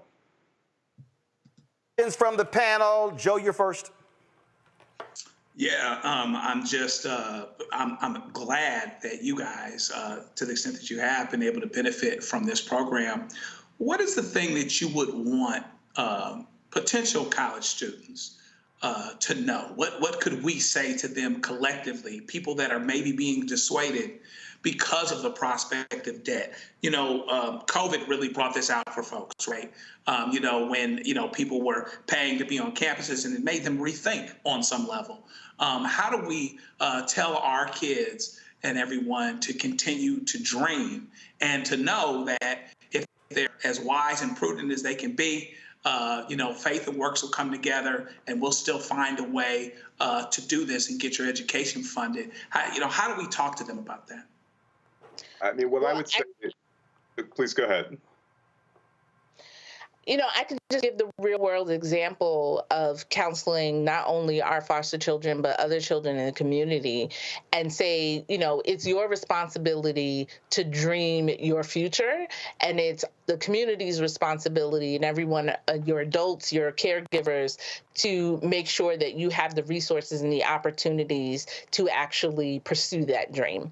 And so I would say, don't be limited, right? Don't limit your dreams. Don't limit your possibility about what's possible or what you can't see. Let the community, let your caregivers, let your family, let your state and your government put together the opportunities and the resources for you to be able to accomplish that. Because we need, as was mentioned, we need teachers. We need those in the public service. We need doctors. We need those working in profits and social workers, which I hope is the next category of people, that we are really investing in to make sure that they not only get the financial support that they need in their jobs, but also the forgiveness that they need for the debt that they have taken on as well. So that is their responsibility, is to continue to dream, and it's the community's responsibility, elected officials' responsibility, their caregivers' responsibility to make sure they have the opportunity and the resources in order to make that dream a reality. Mustafa? Yeah, well, thank you all for being here. I think there's about 40 million folks who are still student loan holders. I'm curious, what would you like to see the president do next, President Biden, if given the opportunity, is reelected? I would say keep fighting. So we have the SAFE plan that got stalled yesterday, or various aspects of it. That's not the only air in the quiver. So we have other opportunities to continue to push for student debt relief, to lower that burden or alleviate that burden for borrowers. There are regulations that are going to be going into effect a little bit later, that would provide debt relief. We've got public service loan forgiveness. And the president has already been working to provide upwards of over $160 billion just through what's on the books. So I would just encourage the president to keep going, to keep fighting for borrowers, and to keep moving forward with providing relief for those who need it. Joy? Yeah, I mean, I would encourage the same. Not only, as I mentioned, social workers and other categories of people that really need that relief, and then going further, as I mentioned, and not only those that we encourage to seek the education to service their community and our greater good, but then how are we making sure that they have the salary necessary to continue to raise and grow their families and invest in their communities? And some of those public service workers that we're talking about, whether they be public school teachers, social workers, firefighters, any of those, they're also suffering from low income, right? Of being able to grow families, buy houses, or things of that nature. So I would encourage the president to not only continue these programs that continue to reduce debt, but what can we do to infuse more into the economies of these communities and these public servants and folks who are in our communities to make sure they have the resources necessary to continue to thrive. Randy? I'm so happy you both are here to show a real representation of who benefits from these loan forgiveness programs, because they try to put us in a negative light. I would love to ask if you think that the pushback, the vitriol against these programs is race-based in some cases. Hell yeah. No. We know that, Black people are usually carrying about 200% more in loan debt after college. It very much holds us back, the debt that we carry. So do you think that is where the vitriol comes from, this fight against these loan forgiveness programs? Absolutely. And I can just tell from my anecdotal experience of what I've been experiencing over the last 48 hours since I posted that, where there's a number of people just responding, assuming who I am, I do, right? From calling me a welfare queen to, mooching off of the system just like my ancestors to everything, whatever. And I was like, whoa, how do we even I didn't even say nothing about that, right? It's clearly this underlying, I think even Roland, one point someone mentioned, it was like, here's your reparations, right? As if everybody isn't eligible and this is only a race-based program. So I definitely think that has something to do with it, because you see more and more people who are celebrating publicly are people of color, because it has such a transformational impact on our income, on our families. You then also see that plus people on, for political points are pointing to people that look like us as the only recipients of this program, that they're trying to buy votes in that way. Right. Jarrett? Yeah, I would just add, I think we have to be really careful in stewarding opportunity. So we're seeing this concerted effort in forgiveness on the back end. We also have to think about opportunities for education on the front end. And so we saw the dismantling of affirmative action. We've seen the dismantling of forgiveness program that would alleviate, debt burdens, not just for Black borrowers, but in large part would support Black borrowers. So we need to make sure that we are defending opportunity for students of color, for Black borrowers, for brown borrowers, because, on both ends, we're seeing opportunity limited. And I don't think that's by accident. And I'm going to say this for the last time, well, probably won't be the last time, when the question was asked, what advice do you have for President Joe Biden? This is really for him, for Vice President Kamala Harris, and for their campaign. My God, if you're going to take advantage of a win, do it. I don't understand why, when they have rallies and other events, they don't say, before I get into my remarks, or when they are touting student loan debt relief, they haven't already identified 5 people in the audience from whatever city they're speaking in, and they say, could Jim stand up? Could Laura stand up? Could L. Joy stand up? Could Angelica stand up? Y'all, these 5 people here standing up, they have collectively had $500,000 in student loan debt relief canceled. And like the sister who made a comment in our chat, they can, if you have proper vetting, you can say, and because of that, she was able to buy a house. Because of that, this is what was done. And then you say, as a matter of fact, if there's anybody else in this room who has gotten student loan debt relief, please stand up. And then that's when you say, and this is one thing that Trump does, you say to all the media in the back, the cameras in the back, I want y'all to get to this and feel free to talk to these folks afterwards so they can explain to you the benefits of this program. I don't understand why they don't do that. That is the most basic. Every preacher knows that when you say, who we sent to school. That's what you do. They, for the life of me, when they do this, they sit here and go, we've forgiven so 167 billion. The average person don't understand that. But they understand that person sitting right next to them. And that person right there, there's not an event that I wouldn't do that. And if I'm Biden, come the debate on Thursday, I'm naming folks specifically. Jim so-and-so from this, so-and-so from this. That's what you do. And I keep saying this. This is my commercial. This is how I would do the commercial. My commercial would say, it would show L. Joy's face, and all she would say is, thanks, Joe. And beneath it would say, L. Joy Williams, X amount forgiven. And then it'd be her husband next. Hell, I have both of them in the frame together. L. Joy and her husband.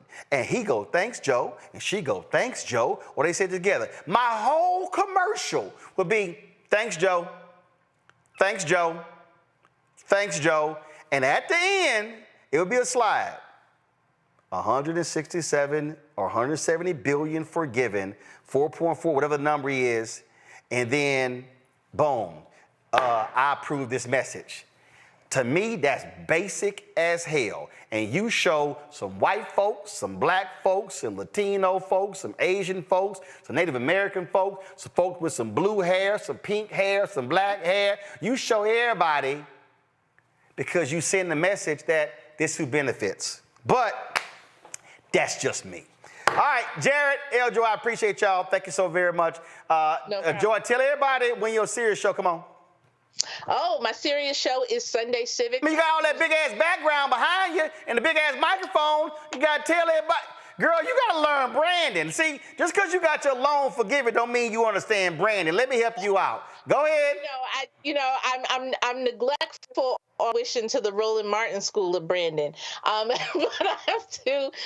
Sunday Civics is 9 a.m. on SiriusXM Urban View, where I teach civics using the current political landscape. So come on and join us. Yeah, she teaches civics, but she don't teach branding. I need to go on her show, and we can talk about civics and branding. All right. Jared, Joe, I appreciate it. Thanks a lot. Let me go to a commercial break, y'all, and we come back. Ooh, State Senator Louise Lucas in Virginia. All she does is pimp slap Governor Glenn Youngkin. Wait till I play for y'all the video, what she said yesterday at the rally they had dealing with reproductive rights. Oh my God, it's hilarious. Don't forget, support us in what we do. Join the Bring the Funk fan club, folks. Our goal is to get 20,000 of our fans contributing on average $50 each a year. That's $4.19 a month, 13 cents a day. It allows for us to be able to do what we do. All that we do with this show and this network, y'all, it's $195,000 a year. I started this thing with $350,000 of my own money. Buying equipment, paying staff, all of that. We started this thing with one sponsor. Here we are almost 6 years later because y'all have been so generous. So please continue that support. Send your check and money order to P.O. Box 57196, Washington, D.C. 20037-0196. Cash App, $RM Unfiltered. PayPal, R Martin Unfiltered. Venmo is RM Unfiltered. Zelle, Roland at RolandSMartin.com. Roland at RolandMartinUnfiltered.com. We'll be right back.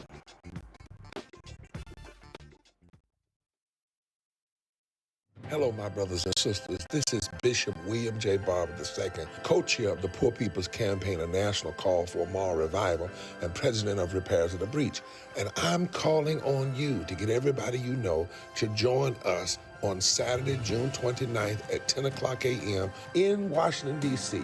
on Pennsylvania and 3rd for the mass Poor People's Low-Wage Workers Assembly and Moral March on Washington and to the polls, and the post effort to reach 15 million poor and low-wage infrequent voters who, if they vote, can change the outcome of our politics in this country.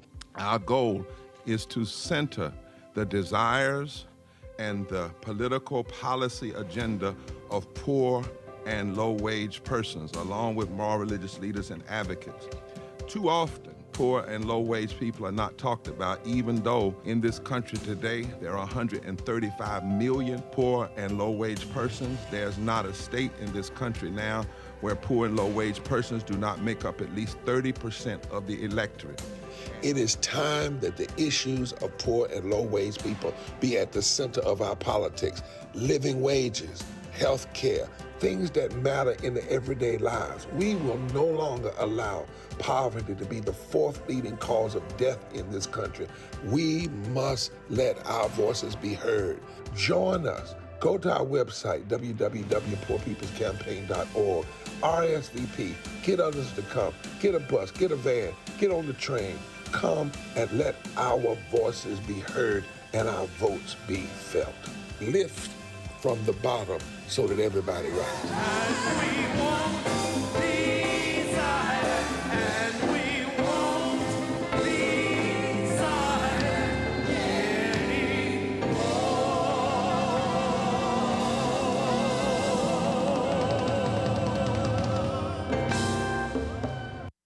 Hi, I'm Jo Marie Payton, voice of Sugar Mama on Disney's Louder and Prouder, Disney Plus. And I'm with Roland Martin on Unfiltered.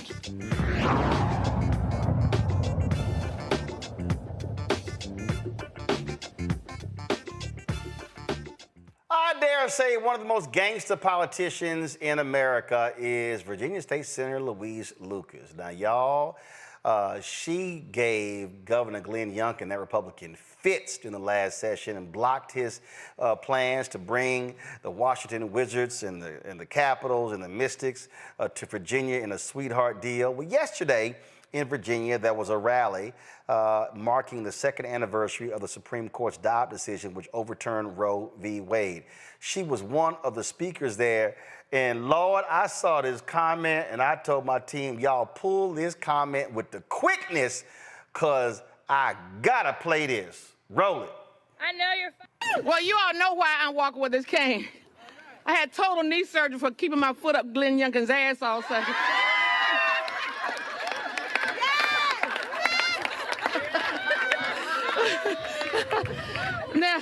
Now, while it's my pleasure to join you on this beautiful morning. Okay, all right, so that was just too good. Y'all got to run that one back. I got to run that one back because Randy enjoyed that just way too much. Well, you all know why I'm walking with this cane. I had total knee surgery for keeping my foot up Glenn Youngkin's ass all session.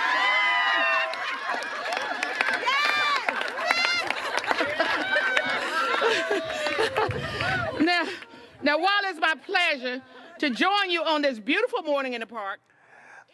Randy, she is always locked and loaded to blast his ass. You gotta love Black women, man. We're just gonna keep it real. You just gotta love us. Bravo to her. Bravo to her.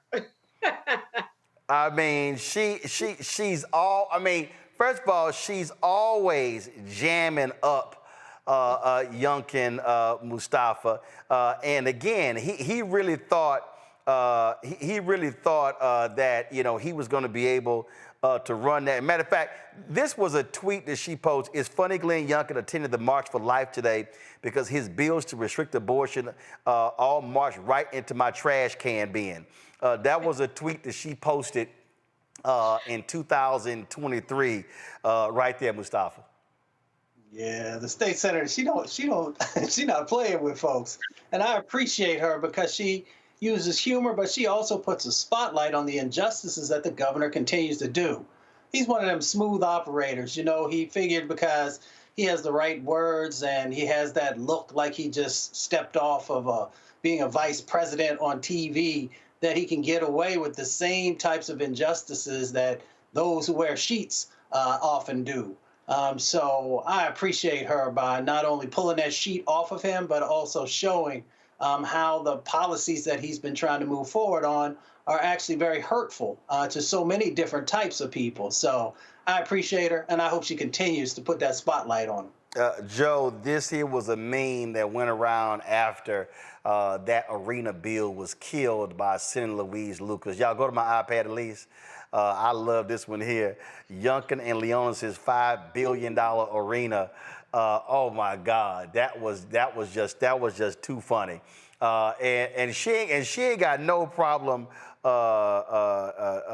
sharing them. And matter of fact, somebody, who is this? Somebody sent her this DM.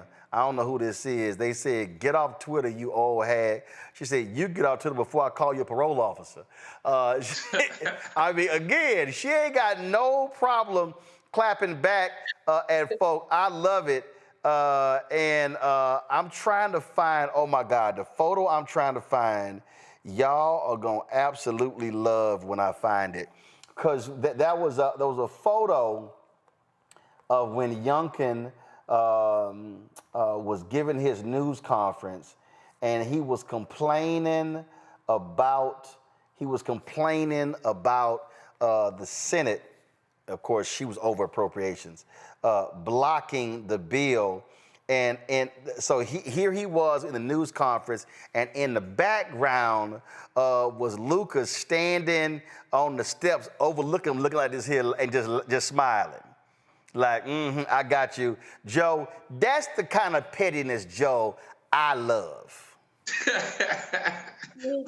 They call me King Petty. And so I'm going to say State Senator Louise Lucas of Virginia is Queen Petty. You know, every now and then I have a case like this that makes me petty dealing with the other attorney, and I actually have one right now I'm thinking of. But, she's a real one. There's no question about it. And, the state legislature is keeping... Oh, here it is. Here's that photo right there.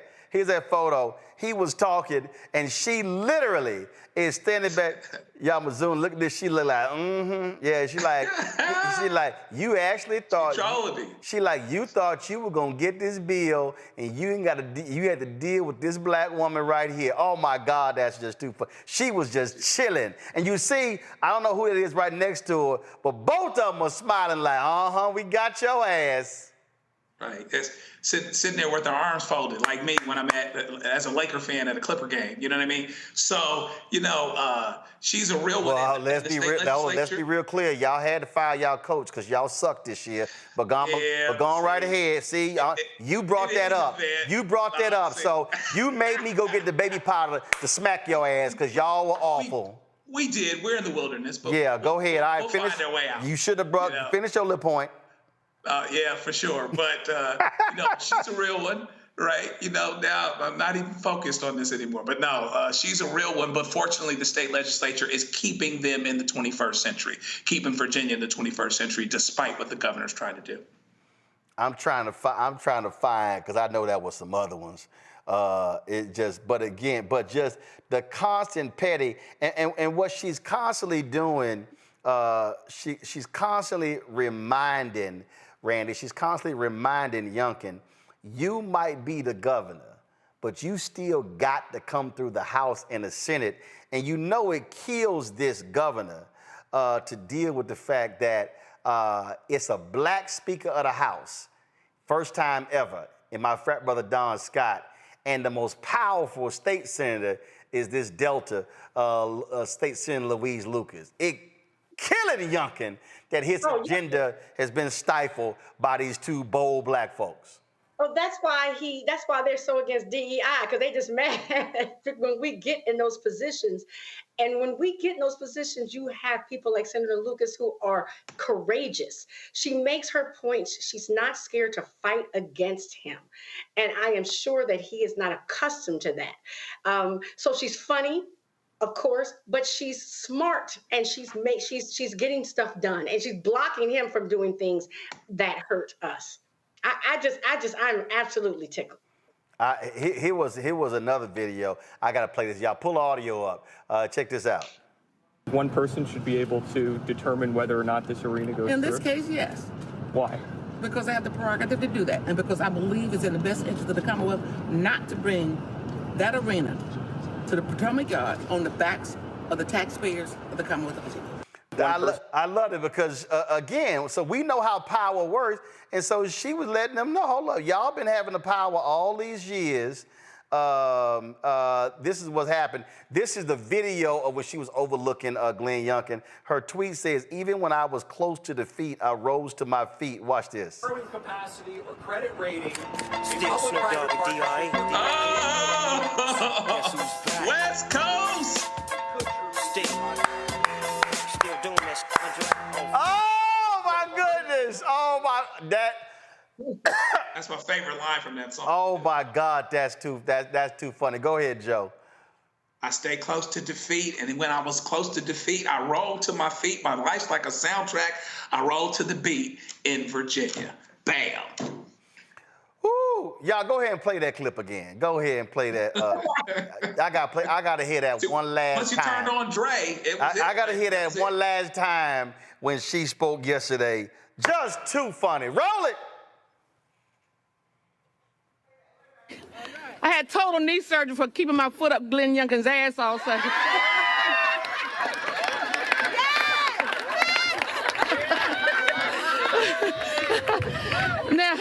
Now, while it's my pleasure to join you on this. Oh my goodness, I love my people. I love my people. Let me go to a break. I'll be right back on Roland Martin Unfiltered on the Black Star Network, where we keep both feet up a lot of folks' asses on a constant basis. I'll be back. Next on the Black Table with me, Greg Carr. Dr. Gerald Horne, a man regarded by many as the most important historian of our time. He provides us a history lesson I'm betting you've never heard before. Texas enslavers who planned to continue the conflict even after Appomattox, even after the formal surrender of Robert E. Lee. Dr. Horne talks about his new book, The Counter-Revolution of 1836, Texas, Slavery, and Jim Crow, and the Roots of U.S. Fascism. You do not want to miss this conversation. Only on the Black Table, right here on the Black Star Network.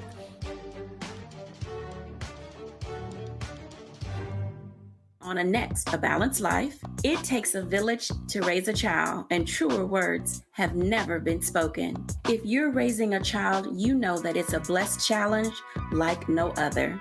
Even more so if your child has a disability. We'll talk to parents and our expert panelists about the best way forward for your child to help you maintain your own sanity. On a next, A Balanced Life with Dr. Jackie on Black Star Network. Hey, yo, what's up? This is Mr. Dalvin right here. What's up? This is KC. Sitting here representing the JODECI, that's Jodeci, right here on Roland Martin Unfiltered.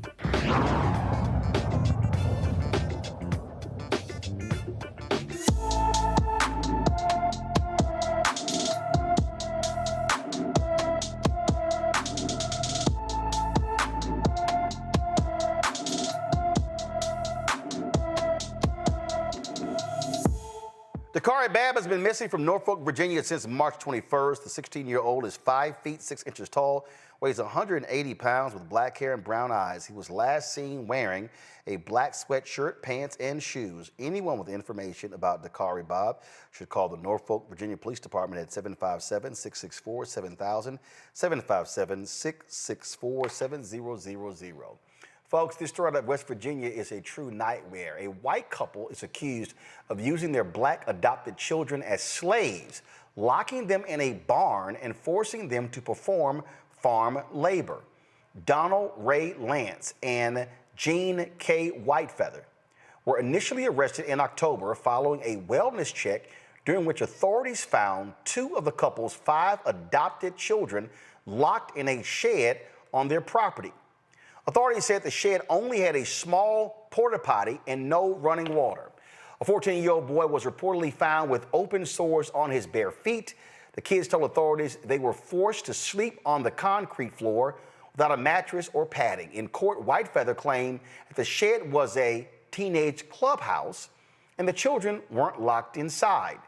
The couple's indictment alleges they specifically targeted the black children and forced them to work because of their race.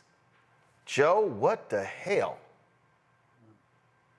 And it just makes you sick to your stomach. I mean, this is, there's no way to explain their way out of this. I believe in this case, they recently raised their bond too, but it should be high in any event. They should lock these folks up and throw away the key. And these children this will be a trauma that they'll have to deal with for the rest of their lives.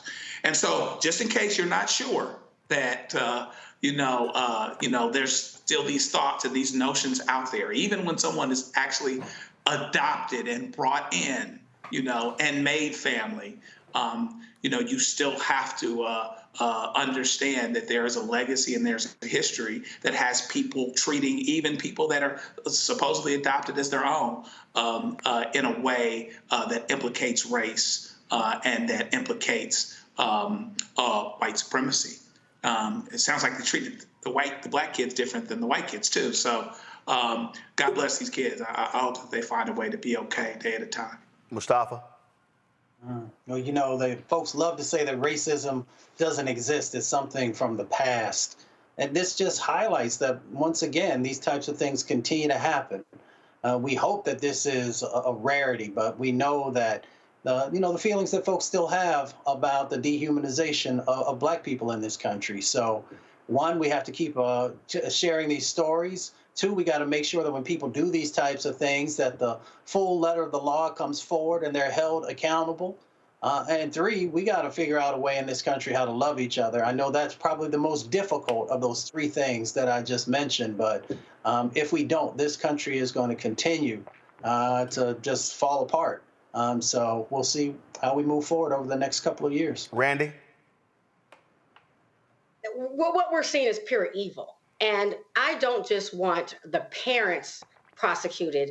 I want, where was the social worker? Where were the teachers? Now these neighbors are coming out and saying, oh, we saw them working. They were having to do farm work. Well, why in the hell did you not speak up? I mean, if I saw some kid who obviously was being abused day after day, I can't imagine just turning my back and then the police have to come and say, oh yeah, now that you mention it, I did see them out working in the fields like they were enslaved people. I mean, that is the entire system failed these children. And so, that's when I get just highly upset when our children are failed. And also, this shines a light on transracial adoption. And I have seen some cases where it's been very successful, but we have to stop ignoring the idea that race and racism exist in this country, and it's very real. So before people are permitted to adopt outside of their race, there certainly needs to be some sort of psych evaluation, some sort of training and education to be sure that these people have the right mind. I mean, that they don't have a racist mindset before we allow our Black children in these homes. I'm not saying we need to stop transracial adoption, but we definitely need to treat it as if we live in a racist country, because we do, in a country that was founded on the separation of races. Absolutely. All right, folks. One of the co-founders of Atlanta-based venture capital firm, the Phyllis Fund, is stepping down from the organization. Of course, this comes amid litigation from a conservative group alleging they racially discriminate. Ayanna Parsons, co-founder of the Phyllis Fund, who co-founded this in 2019 with Arian Simone and Keisha Knight Pulliam, was the fund's chief operating officer. Parsons told the Atlanta Journal-Constitution that the federal lawsuit against Phyllis Fund is not part of her reasoning for leaving the firm. We reached out to Ayanna to come on the show, and we're trying to get her on later this week. Also, folks, let's go to Alabama, where a former Alabama sheriff's deputy is heading to federal prison following an investigation into his use of excessive force. On Monday, Elmore County cop Blake Hicks, 33 years old, was sentenced to 29 months in prison, followed by 3 years of supervised release for violently assaulting an arrestee. According to court documents, Hicks used unreasonable force against the arrestee, identified as TQ, by punching and kicking them while they were handcuffed to the ground. The victim suffered a broken cheekbone, concussion, and lacerations from Hicks' assault. This right here, Joe, is another example I keep talking about of a Department of Justice that holds police officers accountable. Right. I mean, it's huge, and it makes a big difference when you have a Justice Department that will seek out these prosecutions and not just look the other way while these things occur. Seems like we've seen a lot of these lately, and I appreciate the fact that that has been happening because that's what needs to happen. This is still out here. Inmates are still being treated a certain way when they do have rights. You can't write them off because they're inmates. They do have rights. They do have constitutional rights, and you can't ignore them. And you have to applaud a Justice Department that seeks to make sure those rights aren't ignored. I still don't understand, Mustafa, why the administration does not talk about the level of accountability. Stop being scared of these white conservatives calling you soft on crime. I have yet to hear one time White House Press Secretary Karine Jean-Pierre talk about the great work from the White House podium of the Civil Rights Division of the Department of Justice. I mean, damn, cop after cop, warden after warden, jailer after jailer. I'm like, if they didn't even talk about holding the Phoenix Police Department with their patterns and practice investigation, we talk more about this stuff than they do. Yeah, I mean, missed opportunities. They have, these chances to actually highlight for people who have had to deal with an unjust, legal system, that there's somebody who actually is paying attention and moving forward on actions to try and eliminate, some of these individuals and organizations that have continued to just do nefarious types of things.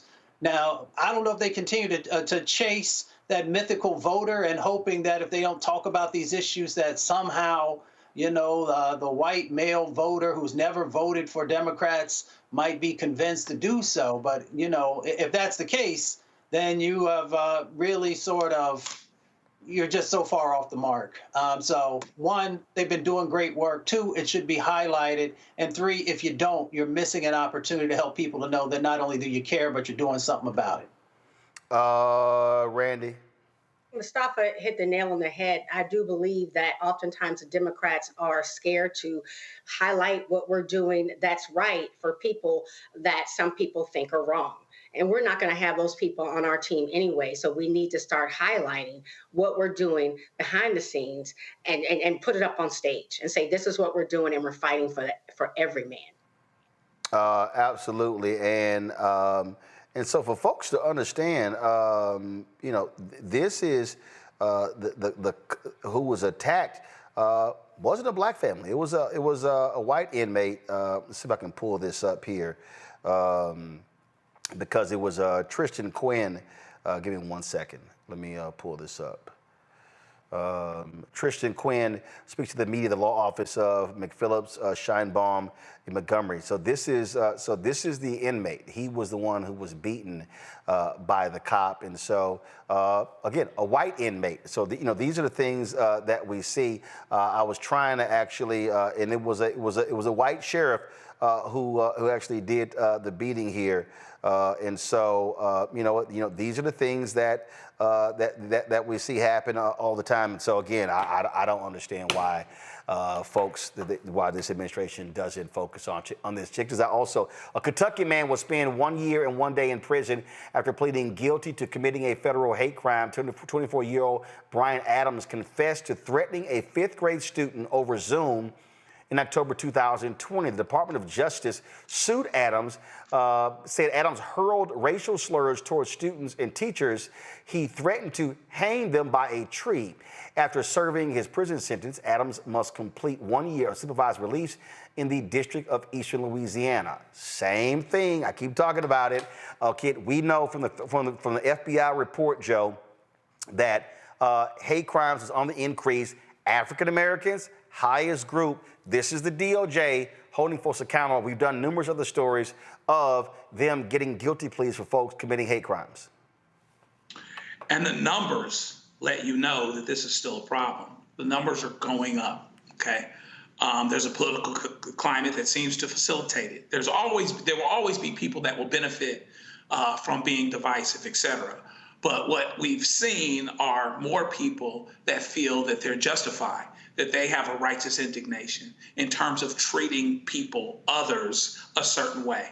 And so this is what you have. He probably felt justified in doing what he was doing. He certainly probably didn't think he'd go to jail related to it. And so that's why it's important for folks like this to be prosecuted, for us to have our eyes open and our ears open about the reality of these particular situations. And hate crimes should not be, hate crime language, hateful language should not be allowed in threats under circumstances like these. And hopefully that will happen less, but the beginning point of it happening less is making sure it's prosecuted when it does happen. And of course, what he did here, Randy, he hacked into that particular Zoom to hurl these racial epithets. Oh, yeah, he made efforts to be hateful, but I'm glad that his butt got caught. And I'm glad that people are reporting it. I mean, I think there's another, we need to talk about not just that, yes, we are holding people accountable, but I believe that we are now more outspoken when it happens. At one time, we used to just tell ourselves, be strong. I tell people, tell it. Tell it, let people know so people will stop, because people don't stop things because they have a change of heart. But if it starts to inconvenience them or they suffer in some way, they will think twice about harming us. And again, these were fifth graders, Mustafa. Yes. Mm-hmm. Yeah, you know, that just goes to show the depravity of the individuals who are, you know, getting caught. But of course, there's a whole bunch of other folks who play these games and try and come into these rooms and say all kinds of things. What I'm curious about is when he went to prison, does he still use that same language when there are brothers and others who are standing there to check you quick? I don't think that's going to happen. I don't think that's going to happen. I don't think that's going to happen. But I say try it, because you're going to F around and find out. All right, y'all. Programming note, Thursday, we will not be live at 6 p.m. Eastern because Thursday is the presidential debate between President Joe Biden and the convicted felon Donald Trump. So beginning at 8 p.m. Eastern, we will be live right here on the Black Star Network. We've got an amazing panel lined up. If y'all want the best black coverage out there of the best coverage, period, the debate, y'all come here. Y'all know y'all barely gonna see any black people on CNN, MSNBC. Ain't gonna be no black people on Fox News. I don't know who gonna have ABC, NBC, CBS, but ain't gonna be many of us. News Nation too. And so if y'all wanna have real analysis, well, we break it all down, y'all come right here. That's 8 p.m. Eastern. We begin debate coverage. Of course, the debate begins on CNN at 9 p.m. We'll be simulcasting it, and then we'll have post-debate coverage. So y'all know how we gonna do it right here on the Black Star Network. It's gonna be straight up, bring the funk, because that's the only way we roll. Let me thank Joe, Randy, and Mustafa for being on today's panel. We surely appreciate it. Thank you so very much. Folks, that's it for us. Be sure to, again, support the work that we do. Actually, we'll do this here. You know what? I'm going to say that tomorrow. I was going to talk about some comments that Reggie Jackson made on Sunday with my man Roy Johnson in Alabama. I'm going to say that for tomorrow. So support us in what we do. Join the Bring the Funk fan club. Send your check and money order to P.O. Box 57196, Washington, D.C. 20037-0196. Cash App, $RM Unfiltered. PayPal, R. Martin Unfiltered. Venmo is RM Unfiltered. Zelle, Roland at RolandSMartin.com. Roland at RolandMartinUnfiltered.com. YouTube, folks, what the hell y'all taking? We're 45 likes away from 1,000 likes. Can y'all hurry the hell up and hit the damn button? It ain't that hard. Come on, get moving before I go off.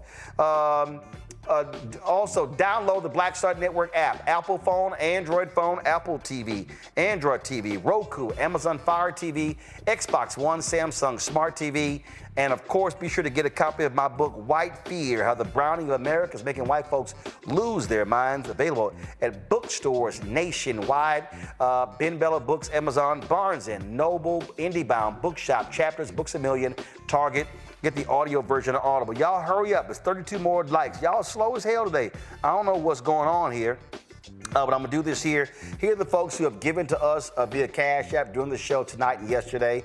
Monique Pierre, Gloria Frederick. We also have Wytonia, Cynthia Hart, Cynthia Thomas, Erica Brown, Belinda Williams, Bradrick Bennett, Diane Johnson, Stacy Robinson, William Cunningham. We also have Margaret Keynes, Terry Jones, Nurse Linda White, Don Gibson, Tori Husband, Angela Parham, Carolyn Washington, Joan Venor, Carolyn Jackson, Alfred Conklin, Jacqueline Thomas, Rosalind Kinlow, and let's see here, Terry Ezel, Landry Sproul Jr. I appreciate all of y'all supporting us on the Black Star Network. Then I'll see y'all tomorrow. And we'll have results tomorrow of some of the elections taking place, including that of Congressman Jamal Bowman there in New York City. Holla! Black Star Network is here. Oh, no punch! I'm real revolutionary right now. Thank you for being the voice of Black America. All momentum we have now, we have to keep this going. The video looks phenomenal. See, there's a difference between Black Star Network and black-owned media and something like CNN. You can't be black-owned media and be scared. It's time to be smart. Bring your eyeballs home. You dig?